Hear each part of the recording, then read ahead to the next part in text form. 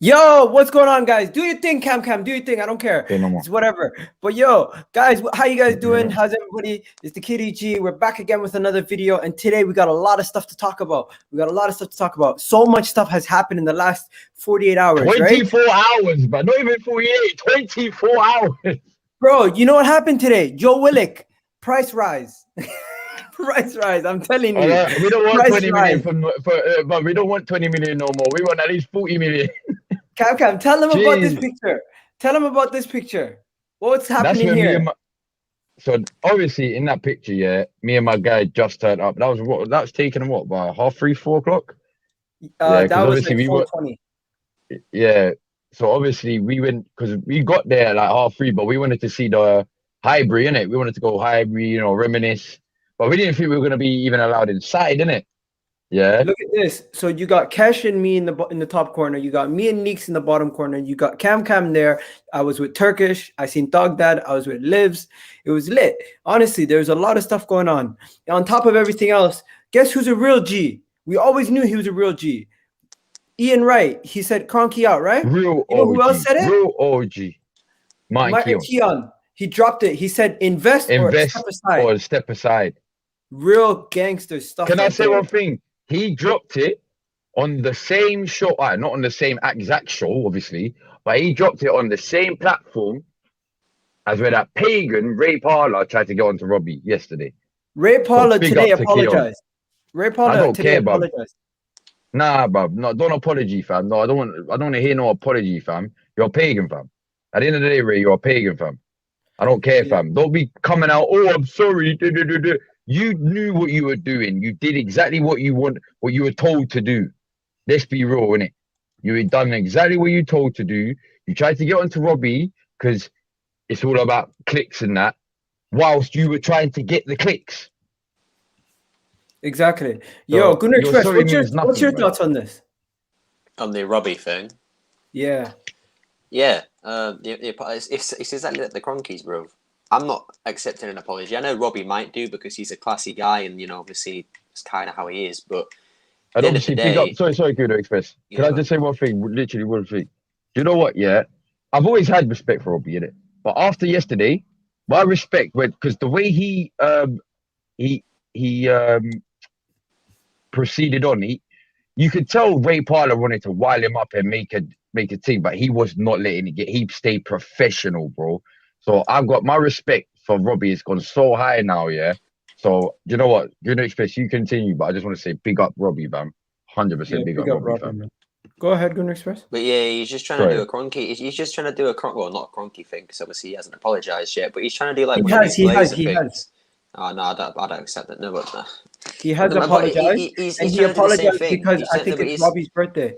No. That's what I'm saying. Parlour's tried to apologize, but he's trying to do a Glazer thing where he's apologizing and he knows he's wrong, but he doesn't. He's not going to accept that he's wrong. He's Why don't we hear the apology? You want to hear the apology while we're here? But what I was going to quickly say was, obviously Ray Parlour was on TalkSport the other week or whatever the other day grilling Robbie. The funniest thing is, Ray Parlour after that has not been on any sort of TV program or anything yet. Robbie was literally on Sky Sports today. So who won? Who got more, media coverage? The old Arsenal legend who's no longer liked by the fans, or that one guy who just sits on YouTube for clicks? Who's the winner, bruv? Like, Facts. Come on, man. Facts.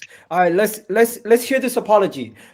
I wasn't gonna start with this, but we might as well since we're on the topic. So you already know what happened with the whole Robbie situation, guys. So if you already know the backstory, Robbie went on on TalkSport, and there's a situation where Robbie got attacked by, I would say, by some comments, anti-AFTV comments. The exact quotes, I can get it for you right now. He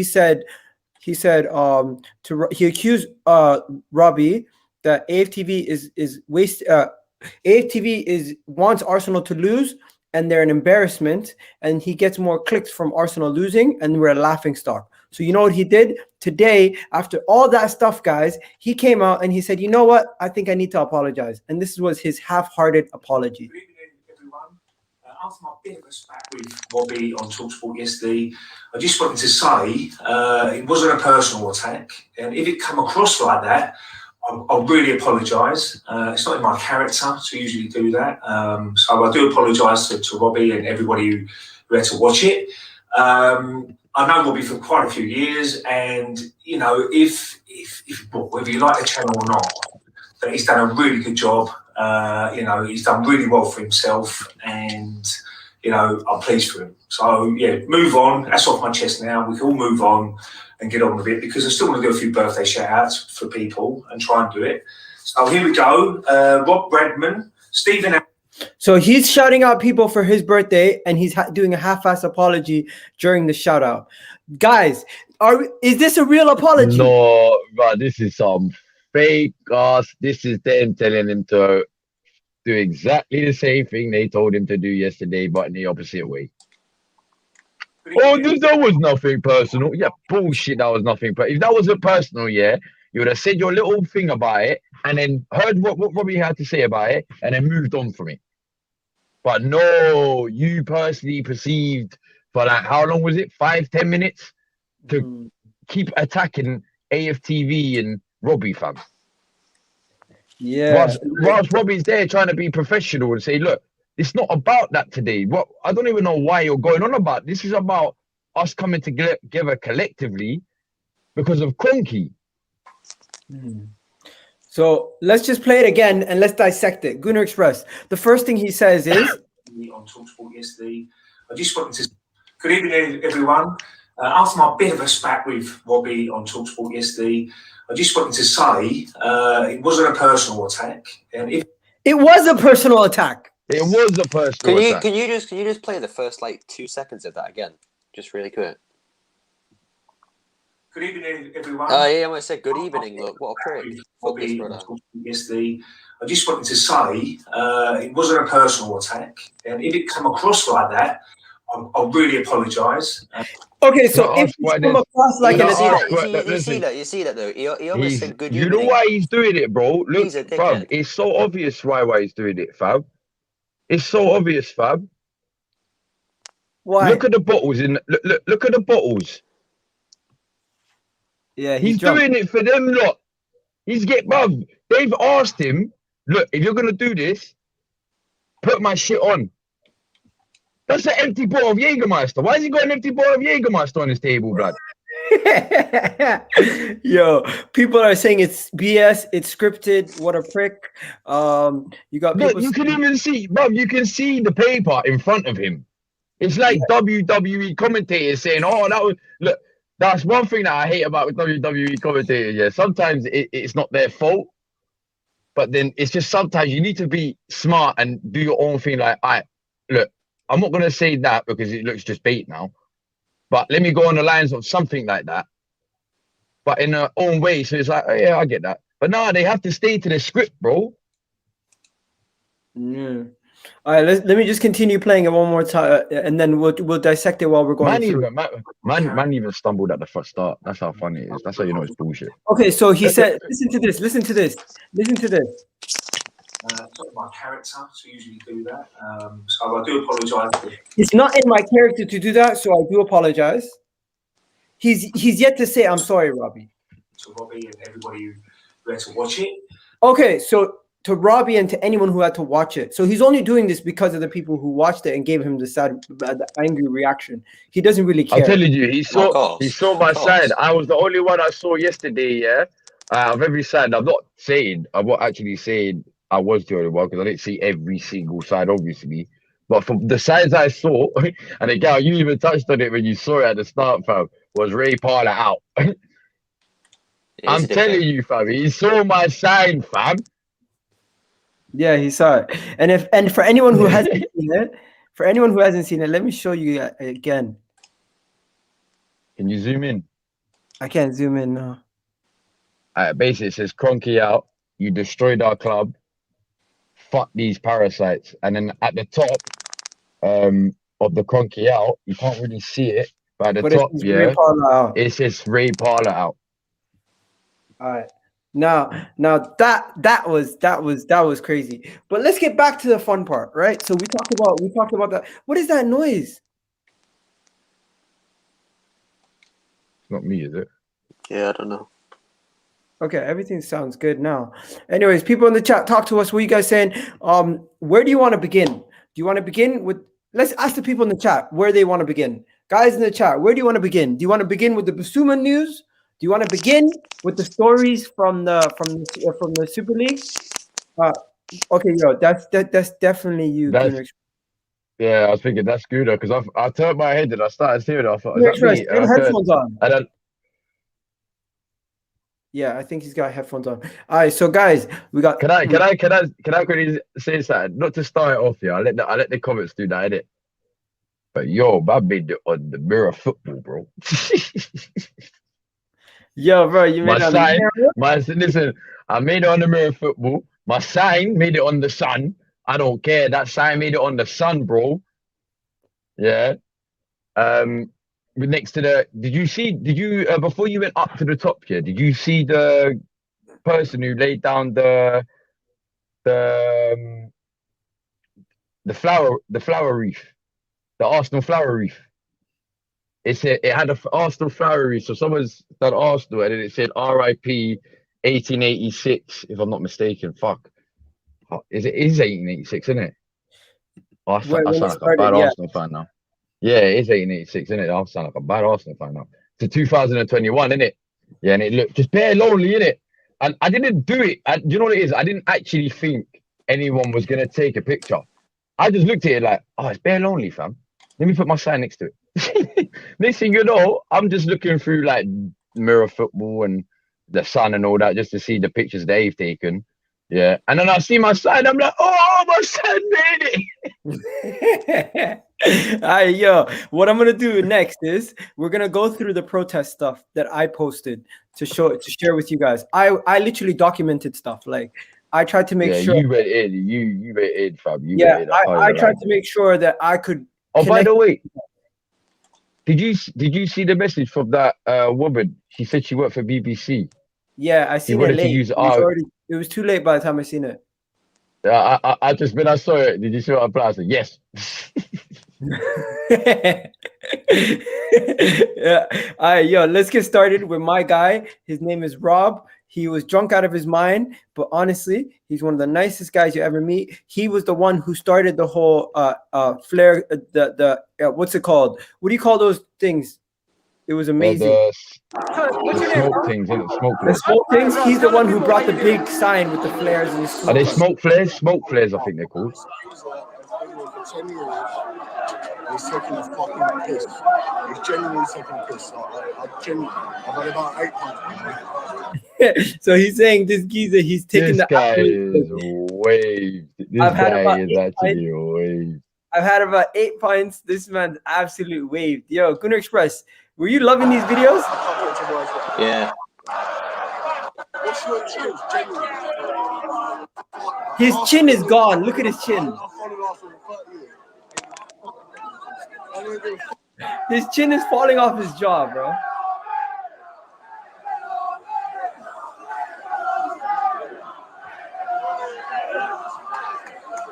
This guy. I'm not gonna lie to you. When he opened that thing so close to my face, a part of me couldn't breathe.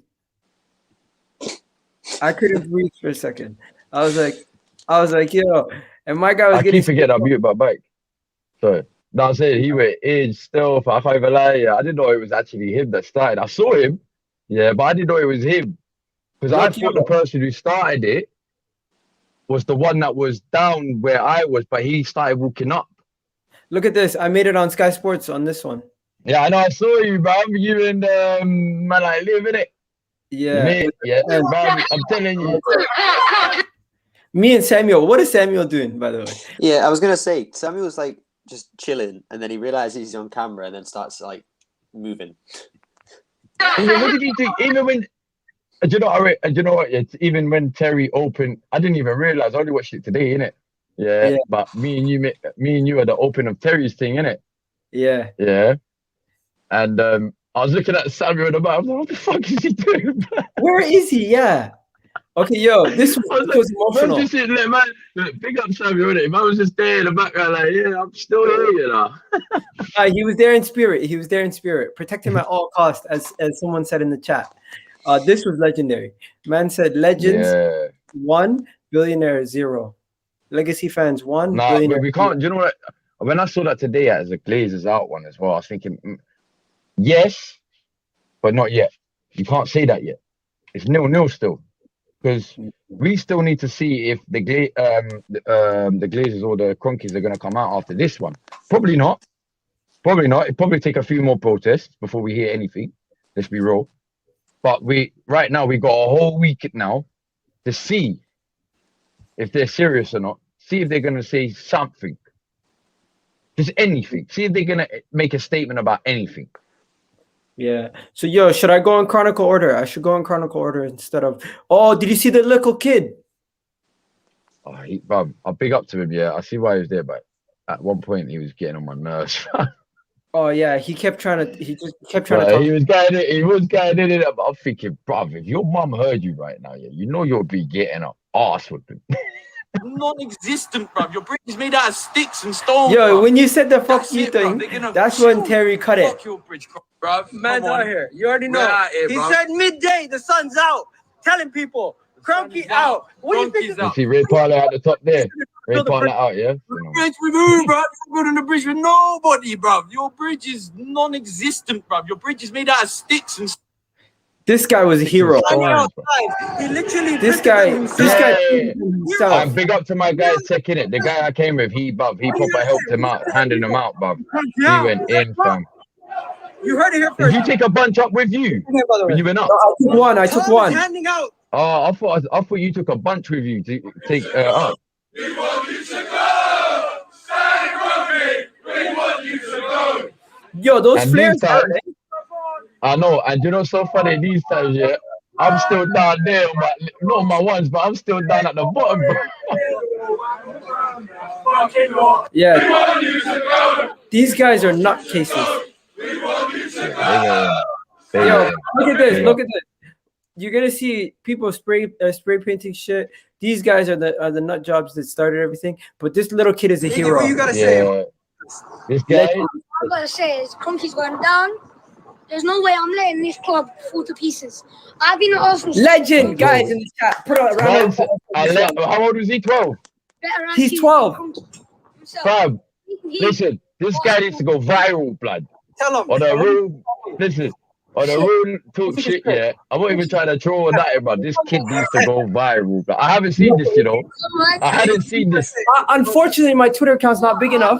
But like, all the big accounts should have There's seen no this. way I'm letting this club fall to pieces. I've been an Arsenal supporter 12 years. He's a mini DT. You see how he keeps looking to the left? That's because he's making sure his mum doesn't hear what he's saying. You know what I mean? His mom wasn't there, bro. He came dolo. Tell him. He went on his own. Yeah, he came with his mates, bro. He came. Yeah, he came by himself. Solo. He came with a couple mates. All right. But did he come by himself? I thought he was with a couple He mates. came by himself. Alright. What you gotta say? But he's YOLO, bro. He's a real G. Kroenke's The only going thing down. that Man was had like pissing me off 500 about it, people live on he just, Instagram. you know what it was? I didn't blame him, yeah. I didn't blame him because I even said it. I said it's annoying, but look, let's be real. We've all been there. We've always aged once here. We would have probably done the same damn thing as what he was doing. Look Fam. at this guy wearing a mask. People wearing masks, spray painting shit. Jeez, about it. Hey, that's a my. These man, you know what? I wish I came up. Fam. I stayed down at the bottom, fam. Bro, I did so many videos.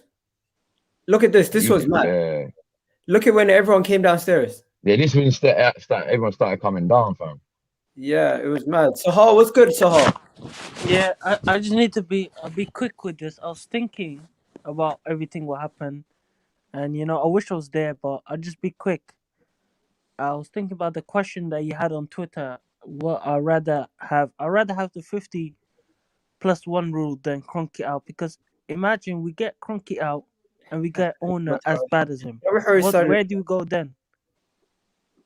Nah, do you know what it is, yeah? We're gonna do you know talk what about it is? owners later. Sahal, you're jumping the gun. Let's keep it on the protest. Nah, please. because I'm going now. I'll just a question in it. So We'll you guys can answer that later, okay? We'll answer that Alright. later in the stream. Respect to you, Sahal, but you already know I got it. The moment we get into ownership, it's gonna go mad. Yeah. Yo, you know my guy Turkish was there. Yeah, but they came late. I saw DT as well. I saw Neeks was there. Yeah, Neeks. Obviously, I saw Neeks as well. I looked at Neeks. I was like, oh shit! I knew it was you. You know. Yeah. This guy went in. Let me show you what this guy said. I'm here today, yeah, because I'm an Arsenal fan, yeah. Arsenal's in my blood, you understand, yeah? Yeah? My dad first took me to Highbury, yeah, to see a great Ian Wright, yeah? Then I got to go see the great Thierry Henry, right? Kroenke, right? And my message is simple, yeah? I'm sure this guy's from Enfield. I'm sure I've seen this guy. He's Sonny's friend. Time for you to piss off, yeah? You don't care about the fans. You don't care about the fans' interest at heart, yeah? So it's time for you to piss off, innit? You don't listen to the fans. And you ain't got our best interest at heart, yeah? So you can piss off, yeah? All we hear about are your LA Rams and your Denver Nuggets, bruv. Go and spend £350 million on a yacht, bruv, and then wait to go and put us in the Super League. Are you taking a fucking piss, bruv? No to the Super League, yeah? Kroenke, you are a fucking prick, bruv, yeah? Get out of our club, yeah? Move your bumper clout and coming at you live from the real guy. Protest, I said, move your bumper. I literally said, move your bumper clout. Real guy. And then this is when it started to end. This is when the police came, started to shut down the place, and the fireworks. Nah, do you know what's so funny? Hey, guy, you know when you put the video of me on Sky Sports? Yeah? Yeah. I effed up the whole thing because in my mind, yeah, I was so in that moment, innit? They interviewed me at the wrong time, innit? If anything, he should have waited a couple minutes. No, but I wanted, you know what it is, yeah? There's so much I wanted to say, innit? But because when I was thinking about it, it was swearing, innit? So when it's coming out, it's gonna have to be so PG. I made sense, innit? But I didn't touch on the points I wanted to touch on properly, innit? And I'm thinking, after I walked away, I said, yeah, fuck that interview up, you know? He's like, how? I said, bruv, do you know how many times I wanted to swear, but I couldn't, bruv? Like, I even said at the start, like, he goes, look, can you, obviously, I said, I know you're Sky Sports, innit? Don't worry, man. I know about you. I've been watching you for 27 years of my life, fam. I said, I'll try my best, but I can't promise, innit? But I will try my best. And I didn't. But like I said, fam, I couldn't get half the points I wanted to get across, innit? Because the whole thing that was going on in my mind is don't swear, don't swear, don't swear, don't swear, don't swear, don't swear. All right, yeah. Yo, okay, let's get onto it. It's the moment of truth. It's the moment everyone has been waiting for. We're going to get into it. We're not going to talk about Bissouma. We're not going to talk about Daniel CK yet, but we're going to talk about Stan Kroenke and his remarks that was made today. Guess what they said today, bro? The protest didn't do nothing in their minds. The protest didn't do nothing. They basically saying protest or no protest, they're gonna probably continue with the club. That's exactly what I said. Yeah. So you want me to get you the exact quote? Wait till after a few protests. Let me get you the exact quotes, mate. This is the exact quotes. Everyone listen clearly. Josh Kroenke, the son of Stan and a director at Arsenal, has insisted his family are not looking to sell the Gunners, but sources believe they could be tempted by a bid of around £2 billion British pounds. All right, sorry, let me just, before you lot get back into it, my brothers, you man represented, cuz. I saw you man everywhere, bro. You man were... You man were everywhere. You man were everywhere, bro. Big up to you, man. You man done your thing. I saw Cam on Daily Mail website. I saw a girl's footage got used on Sky Sports or something, bro. I saw you, man. Hey, big up to you, man. You man represented. I swear to God, I really probably wanted to come, but my mum's been in hospital for 14 weeks, bro. And she only came out yesterday, blood. There was no way I was missing that. Good. So I had to stay back in it. But yo, you man. I always said it. I've always said it in it. Yeah. There's only one thing that's not making me go to a protest. Okay. Is my son. That's it. If it comes to my son, that's more important. Family is more. Look, no disrespect to Arsenal fans or anything, but everyone needs to know family.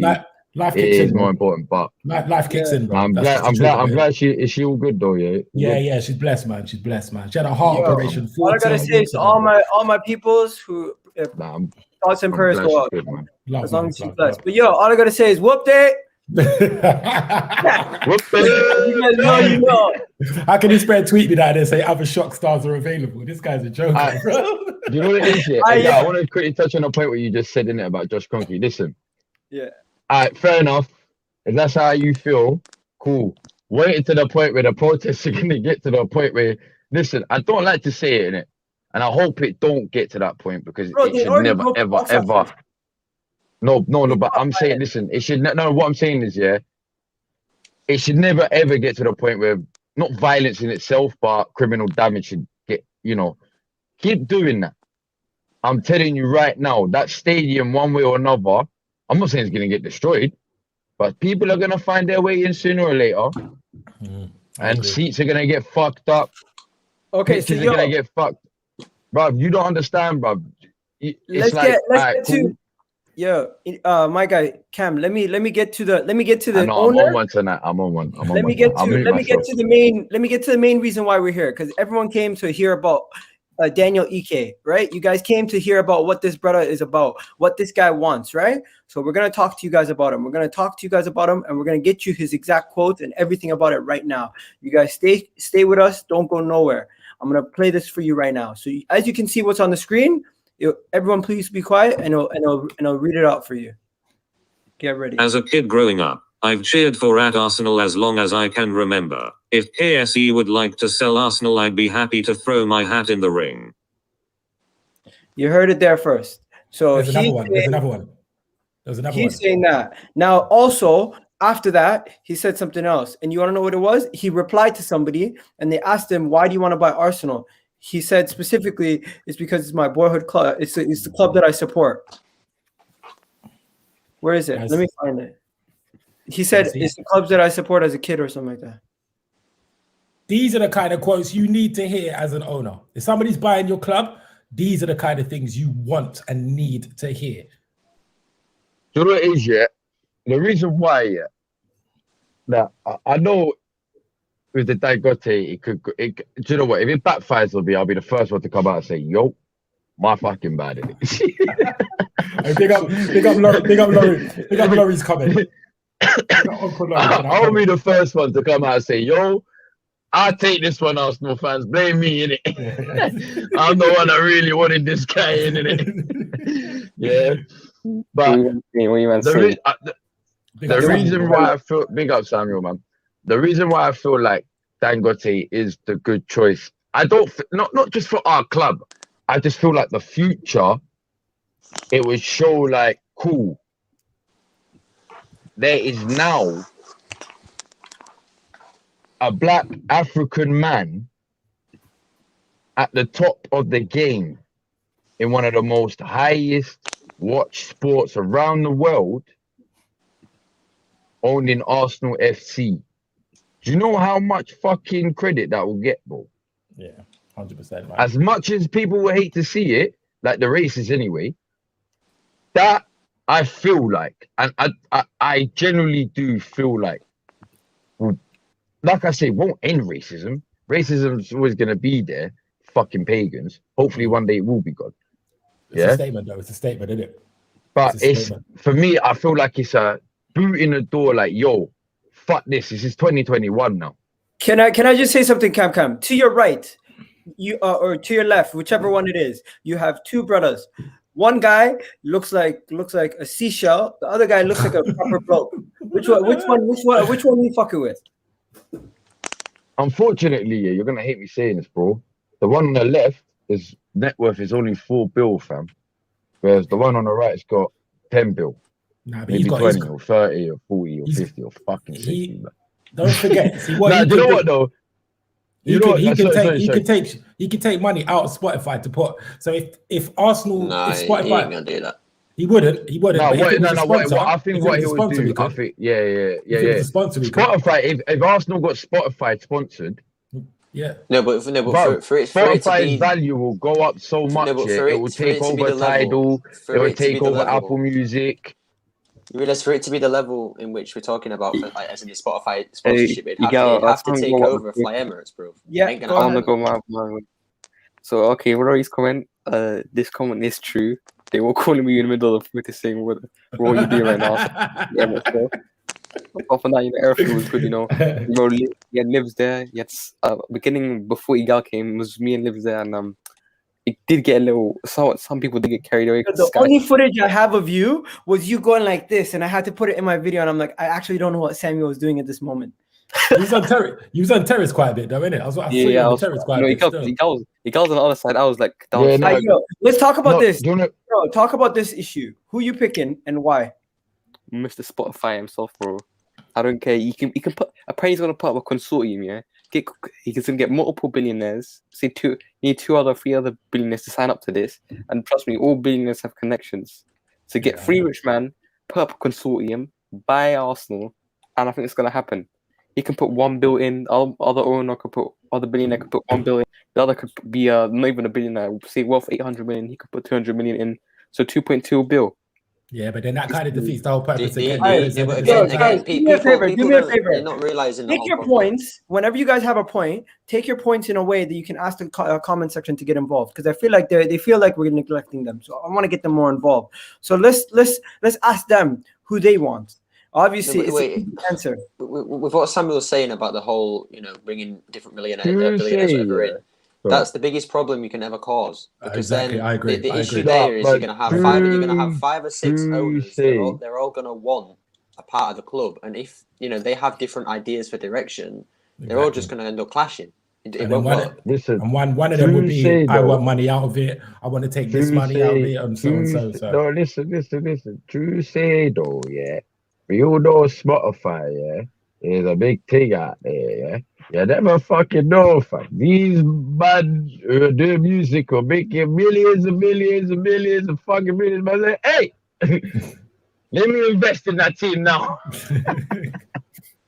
No, but again, this is what I'm saying though. You can't have a. It probably won't happen. Yeah, it probably won't happen. I think he will buy it. I actually do think I see him buying the club. If I don't think Dangote is buying the club personally. I think that was not just a method of making publicity. I don't think that was what it was.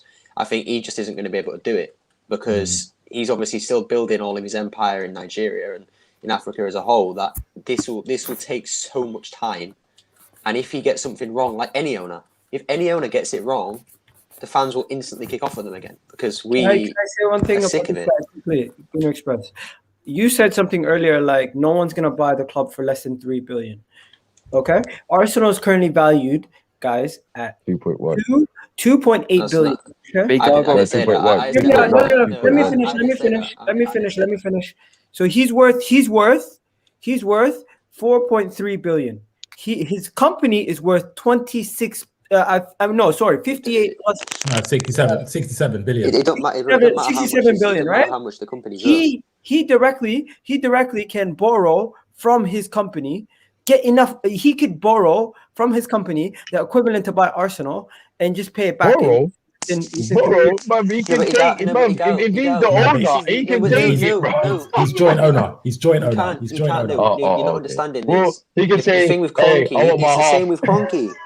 It's the same with Kroenke. Look how much money his businesses owe. It doesn't make any difference. You can't just take the money out and then expect. No, but there's a difference. Let me explain what the difference is. The amount of people. No, he takes the assets out of Arsenal. In a company like Spotify, that'll have billion or millions of shareholders and stakeholders and people who own stocks and stuff.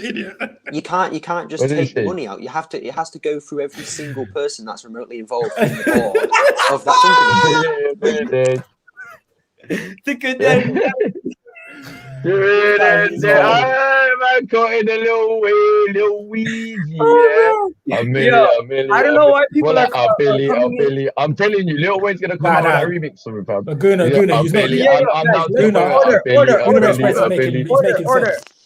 Guna Express is making a lot of sense still. Come back. If he is a fan and he has the disposable income to make us better, would you not want a fan part of the club? No, and especially if he's willing to let 51% of the fans be on the have control over the season. He never agreed to that though. Could I add a point as well? Could I add a point as well? Okay, even if it's not 51%, at least if he has board fan representation on the board, that would be great. Yeah, that's impressive. Listen, can I say one thing? Yeah. Yeah, go ahead. So the reason why, look, if we got him in, fair enough. I'd rather him than I'd rather anyone than fucking Kroenke, fam. If we got him in, actually not Blazers or FSG though. So, But yeah, if we was to get him in, and if it wasn't Dangote or Usmanov, and we was to get him in, sorry, let me get to the point. He will not only, you know what it is, yeah. He will change the club. I'm not saying he'll change it straight away, but let's be honest. When Kroenke first took over, he made us so many promises at the start. Yeah, we forgave him. No, listen, we forgave him. Yeah, we forgave him.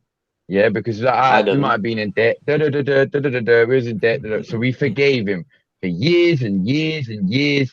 We kept forgiving this guy, even though we still might not think he was the best choice. We kept forgiving him. We kept listening to this guy for years, bruv. And not once has he delivered on any promise that he has delivered from. The guy has not even spoke to us himself. Man has to send his son. Let me get it out there. He can't come himself. Let me get it out. He has to send his son. Yeah, but Kamzi, don't you believe that it's actually who out of the two of them, who do you think actually runs the club? Man said, how old is this Swedish guy? It's Josh. It's Josh. It's Josh, bro. That's the reason why Josh turned up. Stan will never turn up. Stan's name's on the contract. Stan's old now, bro. Like, he's old. He ain't got time for that. His idea is this: I've got a child who can easily run my businesses because I taught him how to do it since he was young. Can I give you guys the best example? I'm now in my 80s, bro. Can I give you guys the best example? You guys know Golden Sullivan. You know what he did with the West Ham women's team. How old is Stan? You know how Golden 70s, 80s, I think. Really? Sorry. Do you know how Golden Sullivan gave his son the West Ham women's team, and they started a West Ham women's show? That's how I feel Josh is with Arsenal. His dad gave him Arsenal. He's like, deal with this, because that is what it is. Do you know how much he cares about his NFL team? Do you know how much he invests in his NFL team? Do you know how much? I think Stan owns the NFL team. Yeah, I think he's 73 years old. 73. I think Josh owns Arsenal. The rest is Stan's. I think Stan has an interest in those teams. He has nothing. He doesn't. You know why? You know why it is. Everybody keeps forgetting. Like, everybody's surprised that he doesn't like running Arsenal. It's so simple. He's an American. Yeah, you're not supposed to. You don't like football, bro. You don't like the sport. He likes the American sports because they're all similar. He hates English sports. Let's get away from American sport. That's why they tried to change. Let's come back to my guy. Exactly. That's why we're in the Super League. What's the positives of having a guy who's a fan? There was a little anti-American. Well, look, the only thing I can say about it, the only positive. Well, look, I'm not even gonna say it's a positive right now, innit? We can't get too gassed, innit? The only positive is if he does come in and he does this sort of major revamp from get-go. No, I'm not saying like change of the whole thing, but like, bruv, I mean, like, listen, I'm not here to play games, innit? Go and spend this money that I'm giving you right now, innit? I want Arsenal back. So I don't care, fam. I don't care if short term this is gonna put me in a financial deficit. My company's worth this much. Don't watch. I can get that money back. It's cool. Let me give you some headlines, Cam. They're saying Daniel Ek 2 billion British pounds Arsenal takeover billionaire hints at Arsenal takeover. Spotify founder Daniel Ek is preparing a takeover offer for Arsenal, according to the Telegraph Money-mouth space. Didn't even hear that. But so it's like if they're saying all these guys, if they're saying he's preparing this, he's preparing that, he has about 2 billion he's willing to spend plus on Arsenal, this is that. But this is the thing. Today Liverpool rejected Liverpool. I saw that, but that was before that was before the Super League proposal. So that would have been last week or something like that. Yeah, also that as well. I just wanna see Igalo, which then be a couple months ago, Utah Jazz went for 2.4 bill. Yeah, there's no way we get sold less than the Utah Jazz. There's no way. Yeah, we're way bigger. Let me say one thing, yeah. No, hold on. Can I say one thing? Do we know yet if it's actually him that wants to take it over or Spotify?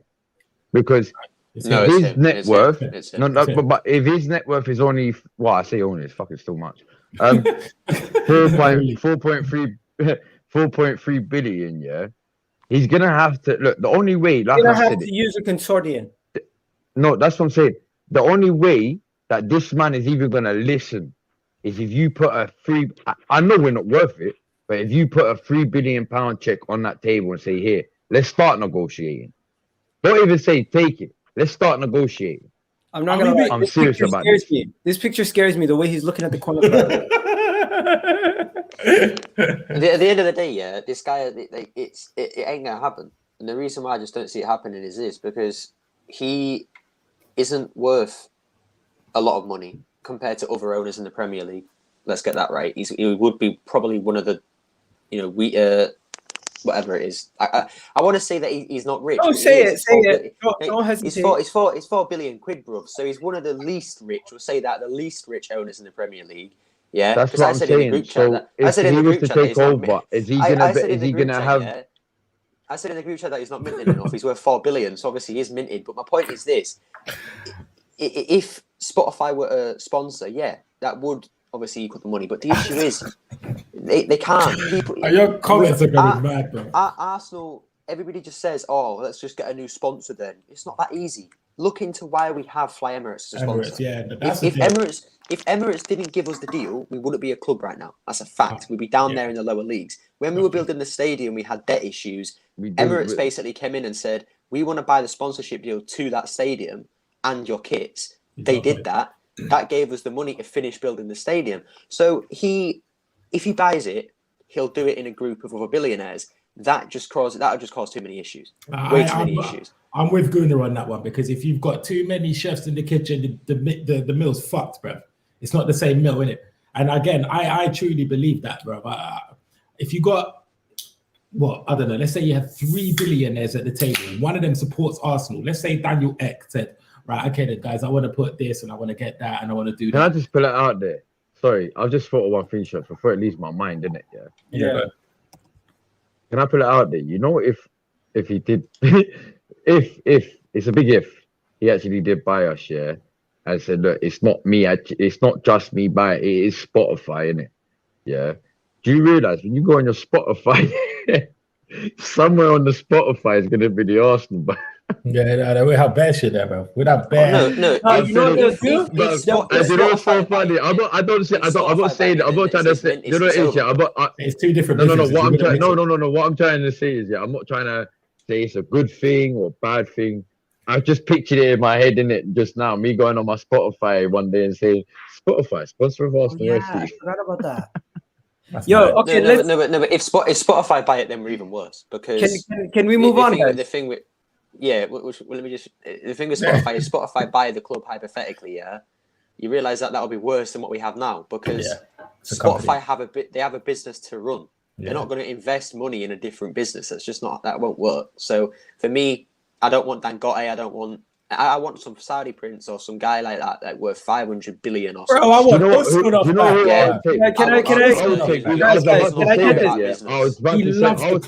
Can I dead this? I would take Usmanov back. Can I dead this? He ain't coming back. Can I dead this? Because we got another update with Florentino Perez. As you guys know, he claims that Arsenal lied over their decision about the European Super League. He basically came out and said what Josh Kroenke said about Arsenal, saying they had a choice to pick if they wanted to be in the league or if they didn't want to be in the league, and they just saw an opportunity to be in the league, and they said to themselves, we have to be part of it or else it's going to still happen. That was a lie. He basically said Arsenal were one of the main concordians, one of the main guys who were helping orchestrate this happening. So as much as they're trying to make it seem like, oh, we're just part of the panel that were asked to come, no, that's saying we didn't want to see the training. I'll tell you how you know. I'll tell you exactly. Literally, he did a statement. If you want, I could get you the full statement. I'll tell you how I know that is actually 100% true. It's because we were vice chairman. Our owner, there's reports, of Kroenke himself saying that. He said there's reports of him saying in the ECA meetings and things like this when he's been with Perez in the past that they've spoken about this kind of thing, and that he was, in quotes, his best friend in terms of creating this league. The fact that this is what I'm saying, either Josh and Stan are on different wavelengths, or they're both just highly stupid. Because they're just liars. There's facts. There's Spotify stadiums. I saw that as well. I'm telling you, Spotify's a mad. They are liars, yeah. Yeah. They are liars, right? 100% they are liars. But what I'm saying is they're stupid liars because there was stuff coming out the day that the Super League was announced that Kroenke was a massive part of it. He was the best friend in it. He wanted it. He was the vice chairman. Some were saying that he was basically second in command to it. And then they proceed to then lie and say, it as well. "Oh no, we just didn't want to be involved in it." It's like, well, Okay, there's reports. Yeah, there's let's play a reports game. saying Hold that on. Can I add on that? Can I add on that quickly before it go? Can I add on that? Can I add on that point as well? Did you see the stat that came out on the German news or German stat thing? Yeah, they said the most dangerous people to football or something, innit? Perez was first. Stan Kroenke. Let me get this right. Stan Kroenke was second. Wow. Yeah. Yeah, Exactly. but none of his clubs like him. None of the clubs that he owns, their supporters, Like him. none of them like him. Okay, yo, None. let's get back. Hey, Order, guys. Denver Order. Nuggets fans, if you're in One here. second, What's please. the LA Rams fans, if Bro, you're in Cam, here? please, Yeah, bro. fuck it. Let me get the stories out. Let me get the stories out. We're talking over each other. We're not getting anywhere. I need everyone in the chat to play a game with me, and I need you guys to play a game with me, right? So we all support Arsenal. Everyone in the chat, tell me who you support, right? If you support another club besides Arsenal, and if you support Arsenal, just put AFC. Okay. Now the next question is, who did you back? Who did you back when the proposal happened? Did you back the fans, or did you actually think the Super League was a good idea? Right. Then the only one Tottenham fans. Then they asked the next question: who do you back now? Do you think your owner should stay, or do you think your owner should leave? Arsenal fans obviously think their owner should leave. Manchester United, I think Liverpool fans think their owner should stay. Chelsea fans, Man City fans think their owner should stay. Now, here's the question that actually matters. They asked this question, and I thought this was the best question I've heard. Will you still give your club money? And will you still buy season tickets? And will you still buy merchandise and etc.? Now, I'm going to ask you guys, and I'm going to ask the people in the comment section, are we still going to buy merchandise after this? Who wants the lead? Because I'm talking I'm too gonna much let shit everyone today, else go bro. first, bro. I'll take the ending. Yeah. Wait, what did you say? The comments or the panel? Everyone. My girlfriend buys my kits for me. Like, I don't even buy them anyway. But I guess it's still supporting the cause. I don't have a season ticket. I'm not. I live in Leeds, bro. No time. If I can go to the game on the odd occasion, I would go. To be honest with you, I'm fine with not going to games. I literally I stream games, bro. Like, I'm absolutely fine with it. With shirts, it's kind of, I like the shirts and stuff. Do you know what I mean? I really do like them. But you know what? If everyone was making a stand in order to, you see, the thing is, I couldn't be one of them fans that. Could you be a walking Arsenal store like Ty? Fuck, hey, get out of here, bro. What the fuck with the headphones and the jacket, the tracksuit bottoms and shit. We're trying to say, yes, Ty. Yes, Ty.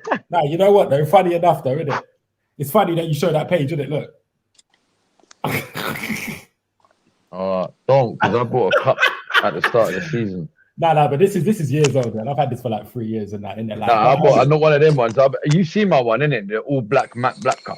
Yeah. Listen. So let's see what the people in the chat are saying. People are saying, a lot of people are saying no. You know, a lot of people are saying no. They're not going to buy it. How many will?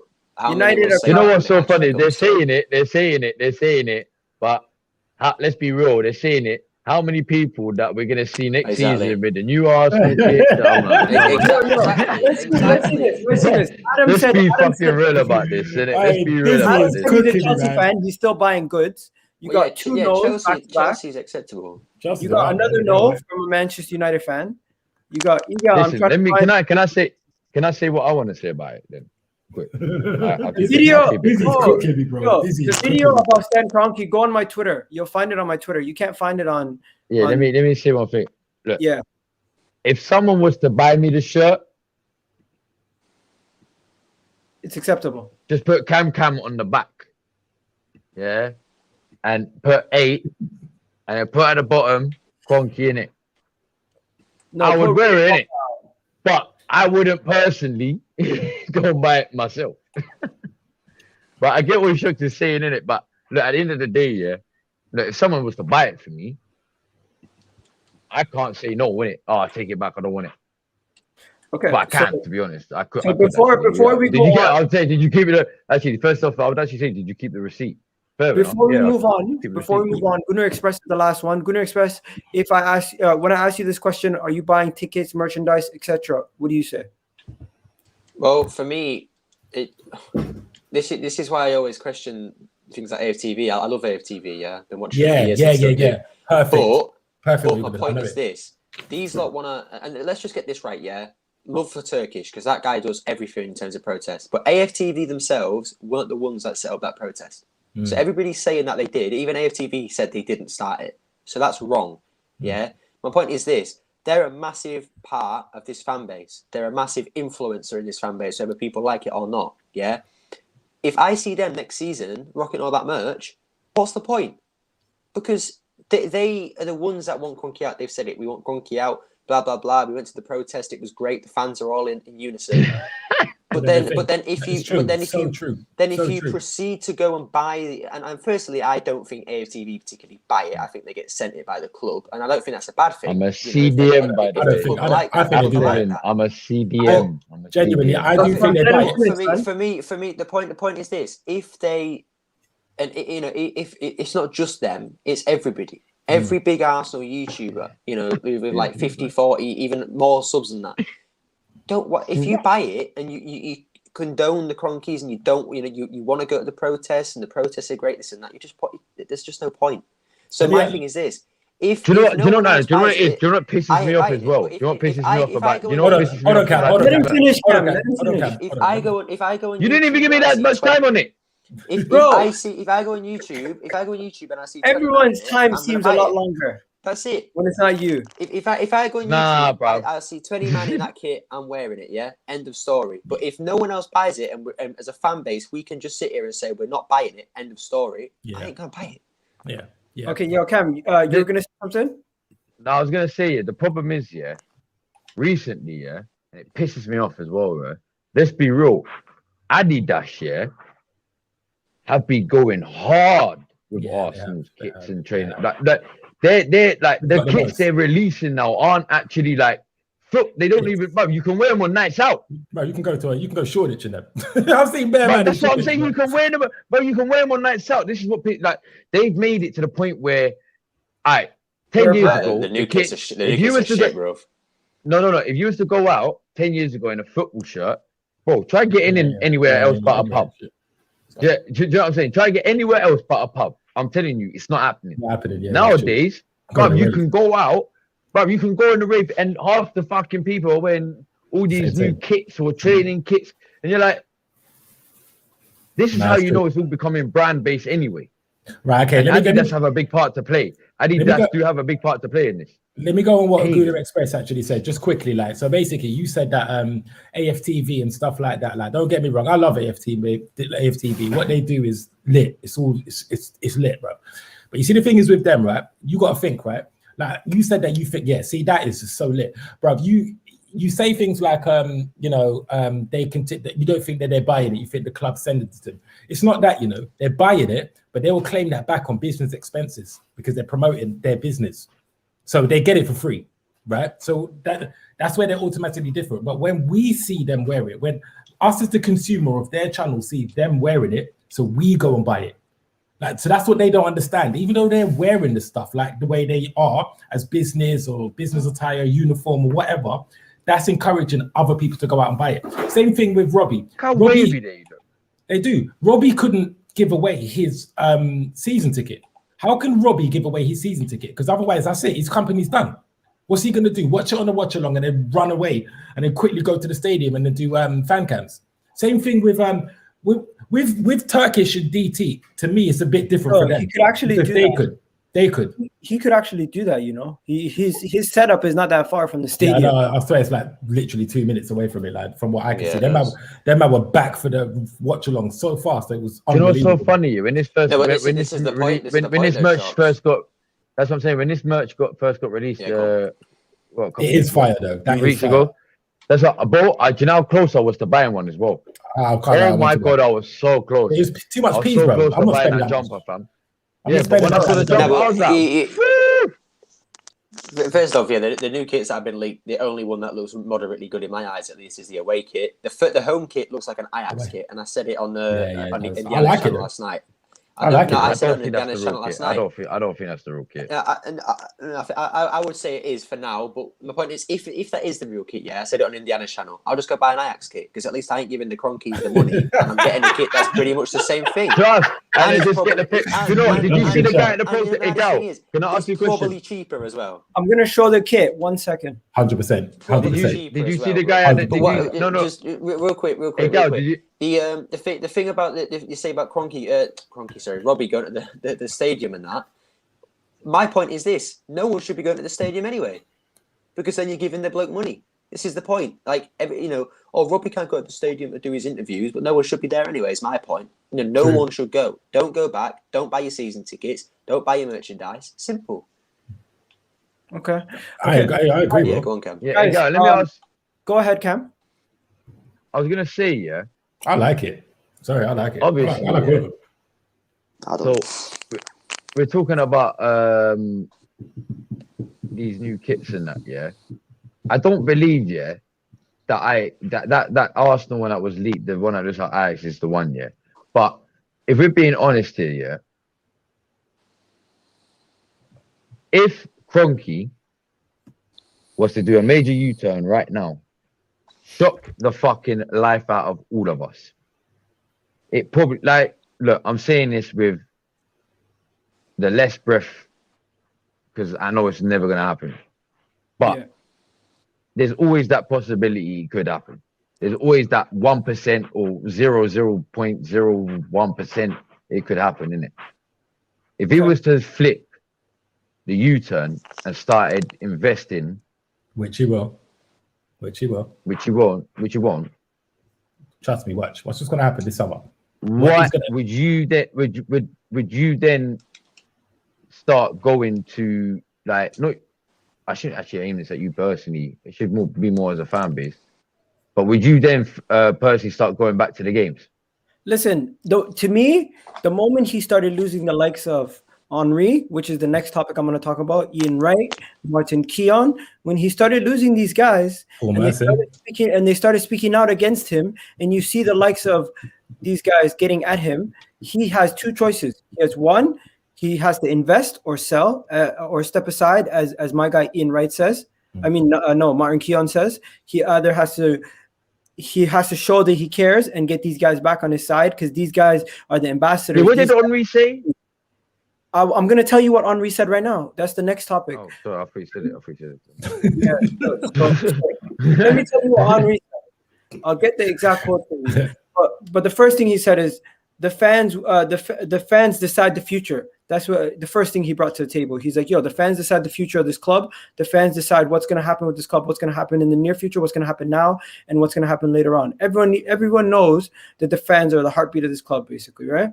Now, let me get the exact quote of 1 second. Why is this thing moving mad? Okay, here we go. This thing's moving mad. The Telegraph is moving mad. Let's go to the Daily Star. Okay.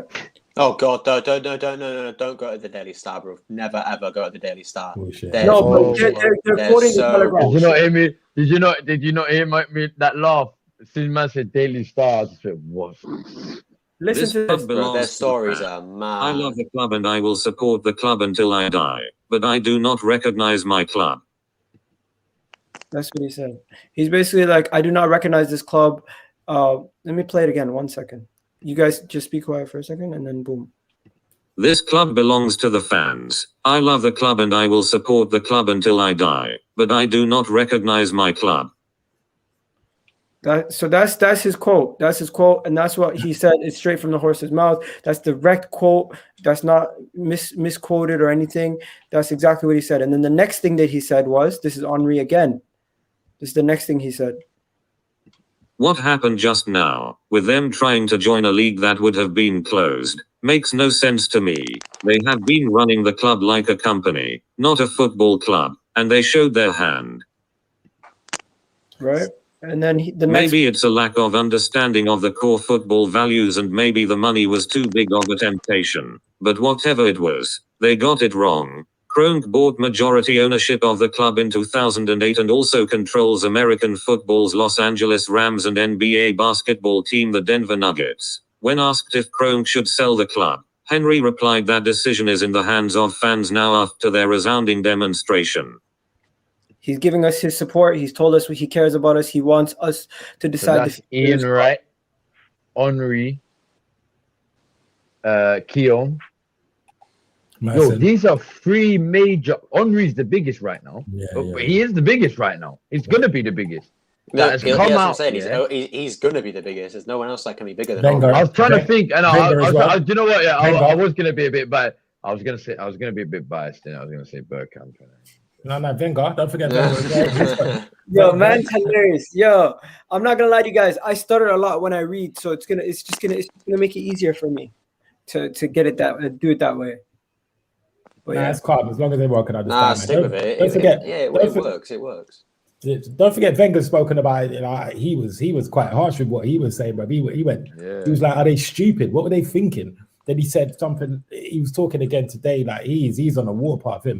He's on a warpath, mate. Yeah, well, I mean, he's a could great guy potentially in that, be the reason he was why. one of the dickheads who did it as well. Yeah, true. So guys, are you guys happy that these guys are speaking out, or do you think 100%. this is going to make any change?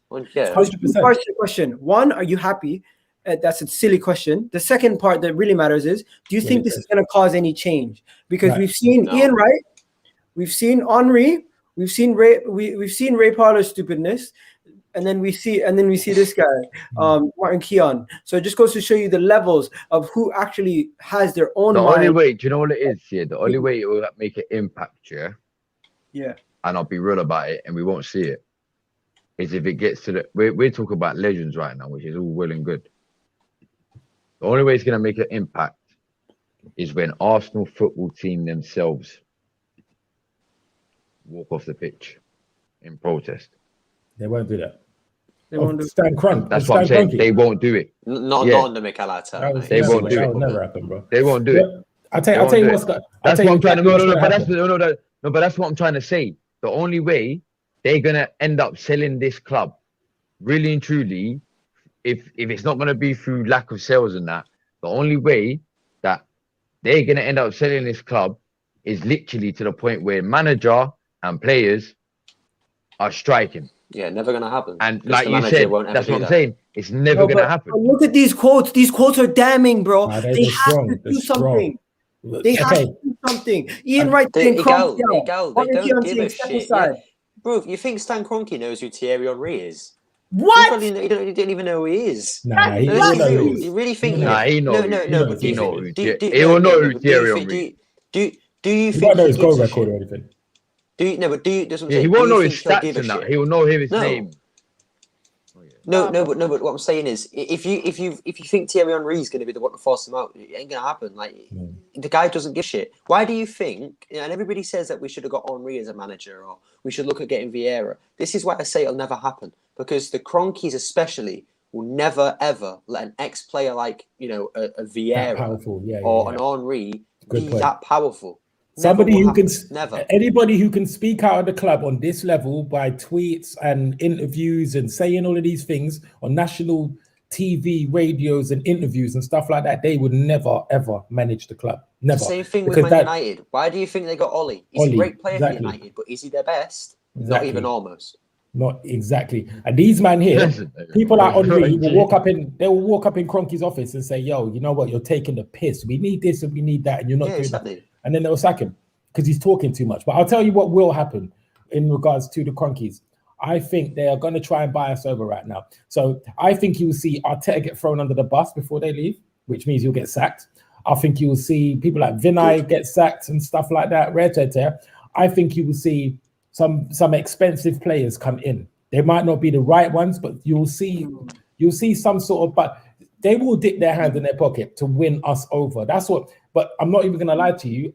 Our fans are really fickle, bro. Like it might just actually stop some of them from making noise. But he will dip his hand in his pocket this summer and then say it. So, hands up, guys. I'm sorry, and that's what he'll do. Listen, I'm putting my hands up. I don't want no problems. Guys. Yeah, I'm putting my hands up. I don't want no problems from these owners. But one thing I do want is I want proper players, and I want good midfielders. I want not good just defenders. players, I man. want good It's not attackers. players. And the way we start that You is know we what get I want? like Yeah? that The only Bissouma. way I would ever see past, Bissouma well, ain't not the even best see option. Yo, past Cam this, Cam, but the one only second, way. bro. You're not listening to No, what no, I'm saying. I'm trying to change the no, topic to I was players. gonna add to what. No, that's what I was about to say, something. The only way I could really see justice in this is if he actually took his time, yeah, and actually studied English football for a year to You know how actually know easy what that he could wants. be for him. Never gonna do that. Never. It would be You so don't care, easy for bro. him to do that. This man could bring somebody, especially from England, and teach him for 1 week on the game of football, the past history of Arsenal, what it takes to be a fan, what we feel, how we are. I said a He could year, learn that bro. all I in a said a week, year, bro. I said a year. Right, he could do that. He won't. Yo, get that 12-year-old to teach the Cronkies what it's like to be an Arsenal. He has more passion. You guys don't know who that is. Seriously. Yo, one second. No, I'm being let's- serious. I'm being Facts. serious. That kid's let's- awesome, man. Let's bring it back, guys. Let's bring it back. Everyone's been waiting for this moment. We have 143 people in the live right now. Do me a favor, guys. Smash a like on the video if you guys haven't already done that. Let's see how many of you guys smashed it. Yo, this is embarrassing. Only 46 likes, people. Come on, let's get it at least to 80. Come on, guys, man. Smash the likes, Right? bro. Do me a favor, guys. The more likes, more people get involved. How is there 140 of you in the live yet, but only 40 of you, bruv? We up to Okay, 50 Come now. on, you're telling me 100 you don't want to like. Let's get the it back. ratio to Let's get it back. 75. Let's get it back to Bissouma. I want to ask you guys in the Just a chat and in the stream, how much do you think Brighton told us his price is? And if you already know, Gunnar Express, don't tell them. I'm guessing they would have told us 50 mil. 50 mil. I bet you, because yeah, they're going to say 50 mil. He's so sick. I was watching him today as well. He's actually really good on the ball, bro. He's proper good. But yeah, I bet you they're saying 50 mil in it. Okay. What about yourself? But I think they came out and said 40, didn't they? Oh, you seen it? Oh, I ain't seen it. I'm sorry, I didn't even see it. Have you guys seen it? Okay, so let's see who got it. I didn't mean to spoil it. Oh shit, I didn't know. Sorry, shit. Did I spoil So it? people in the chat say 40 mil, 40 mil, 40 mil, 40 mil, 30 mil, 30 mil, 35, 40. You got another 35. You got someone said 18. Yeah, right. Okay. Man said 5 mil. Yeah, you're joking, right? Man thinks he's the same price as El Neni. Okay. El Neni's worth more than that, bro. El Neni's not even that price. Guys, it's robot voice moment. It's robot voice moment. Let's let the robot speak. According to The Athletic, the Gunners will have to pay over 40 million British pounds if they plan on luring the Brighton midfielder to North London this summer. Taking the piss, bro. So 40 million. I didn't know that. I thought he said over 40 million. Said that he it's not likes, even bro. 40 million. It's not. Listen, man said over 40 million. 40 million is not gonna get him. Guarantee it. 40 million will not get him. Mm-hmm. They said hear it again. They said over 40 million. But that could be with Adam. If they really wanted 40 million, they would have said 40 million or over. Okay, so what's your thoughts on Bissouma, guys? Wait, yeah, Gal, I'm going to say something that I know it's going to anger people, yeah, but I'm just going to say this. You know Rams, right, the Liverpool fan? I know you do, Gal, and I think everybody on the street, on the panel does, but you guys know Ram he's a Liverpool fan, but he's got a massive knowledge for, like, other leagues, like Portuguese league, you know, all these different leagues, right? And I kind of share that. Like, I like to look at players in those different leagues, and I know Kesh is kind of similar. We were talking yesterday after Indiana's stream about players that are seen in the public eye, the likes of Bissouma, and how fans, and especially Arsenal, I was talking about Arsenal fans especially, how we think they're the best option. There's no other option that's good. And I was saying to him, there's better options out there that'll be cheaper than 40 million and that play for teams that can't keep players like him. The likes of Coop Miners from AZ Alkmaar. He'll be cheap and he'll be really good. And now that we know he's 40 million and probably more than that, he ain't worth that much money, bro. He's similar to Partey, and that's not what we need. And the African Cup of Nations thing, I'm one of those people that says that doesn't really matter. But for £50 million, bro, that's more than Thomas Partey is. The thing is, though, I'm not losing Bruno, both of them. So I that's what I'm saying. want someone like a Coop Miners or someone like that who's going to be cheaper, who isn't going to be in that competition. One and can second, play in the one position second. we actually need them I need to segue this into a question. People in the chat, Do you agree with Gunnar Express that there is better out there for Arsenal to go sign for 40 million, or do you think that we should spend the 40 million plus on Bissouma? I had one person in the chat say they're willing to spend up to 45 million if it means to get him done, and I had one person say no, he's not worth over 40 million. So there's for 40 million, yeah. For 40 million, you might as well go and get Neuhaus from Gladbach. That kid is like, if you actually go watch him now, you'll not know what he is. He doesn't have a play style. He's so unique and special. If you're going to spend 40 million or more on Bissouma, that's bullshit. What that person just if you're gonna spend 40 million on Bissouma, we're never getting Camavinga, mate. Yeah, that's never happened. And the other guy that said, if you're going to spend like 40 getting Camavinga is like, remember when we tried to get Mbappe before Lacazette? Remember? Remember? No, but if you're going to spend like 40, we got Mbappe for a couple days. I believe it. If you're going to spend 40-50 mil on Bissouma, you might as well go and get Florian Newhouse, because that guy, like the thing with Bissouma is, because every Premier League club knows what his position What about Aouar? He's not. Don't want Aouar. He's not easy enough. He's too. The thing with Bissouma, yeah, is I'm not saying that he's easy to counter, because he isn't. We've seen it, but eventually, I think that some managers, and I mean some, like a very small amount, will learn how to figure him out. The thing with Neuhaus is, he ain't like that. That guy is so different to every other. Like you watch him and you can't compare him. And the thing with a player like that is, how many of them have actually watched him? That's how good they are. I haven't watched this obviously Neuhaus guy. Obviously, no one is, because he plays for Gladbach, but like he's been linked with Bayern Munich. You don't get linked with Bayern Munich, and he's been linked with starting for Bayern Munich. You don't get linked with that if you're not a good footballer. He's a baller, bro. He's so good. He would eclipse every single midfielder that we have in our midfield right now. Yeah, I mean that in the sense that Partey. I know Frank Kessie, but I feel like the other name he's trying to catch me out. I'm not Charlene, bro. No, that's what the name he just said. That's the name Bruno just said. Gravenberch. Yeah, Gravenberch. Oh, I feel like everything. Baller. I thought he was like grab a sack or something. Like yeah. That clip material, isn't it? Yeah. I'm like, my guy. Ryan Gravenberch. He's from Ajax. He's 19. I want to say he's so good. He's Gravenberch. He's going to be mega expensive though. He'll be another really expensive signing. One sec though. I do agree with you though, Gunnar. I do believe that there are cheaper alternatives out there. And the worst thing is what you were saying about the Africa Cup of Nations, bro. Don't forget, it's not just Partey and him, bro. It would be flipping yeah, he's gonna be gone. And then not that he's anything anyway, but that would be cover for either Partey or Bissouma, bro. He'll be gone as well, bro. We'll be in the mud if them man all left. Like, so I do get what you're saying with that. I said Longstaff. What? Oh, he's dead, bro. He's so overhyped. Right, that's just McTominay again, bro. That's just a McTominay. Not a bad one, but yo, Cam, let me throw it to you. What do you think about this Bissouma links? 40 million. Dizzy's on a mad thing today, you know. He is on it today, bro. He is on it today. Listen. If they can work, I kind of agree. I do it. He's on one today, bro. He is so on it. It's a Nigerian name. Dizzy's so funny, man. Nah, he's as I was saying, yeah.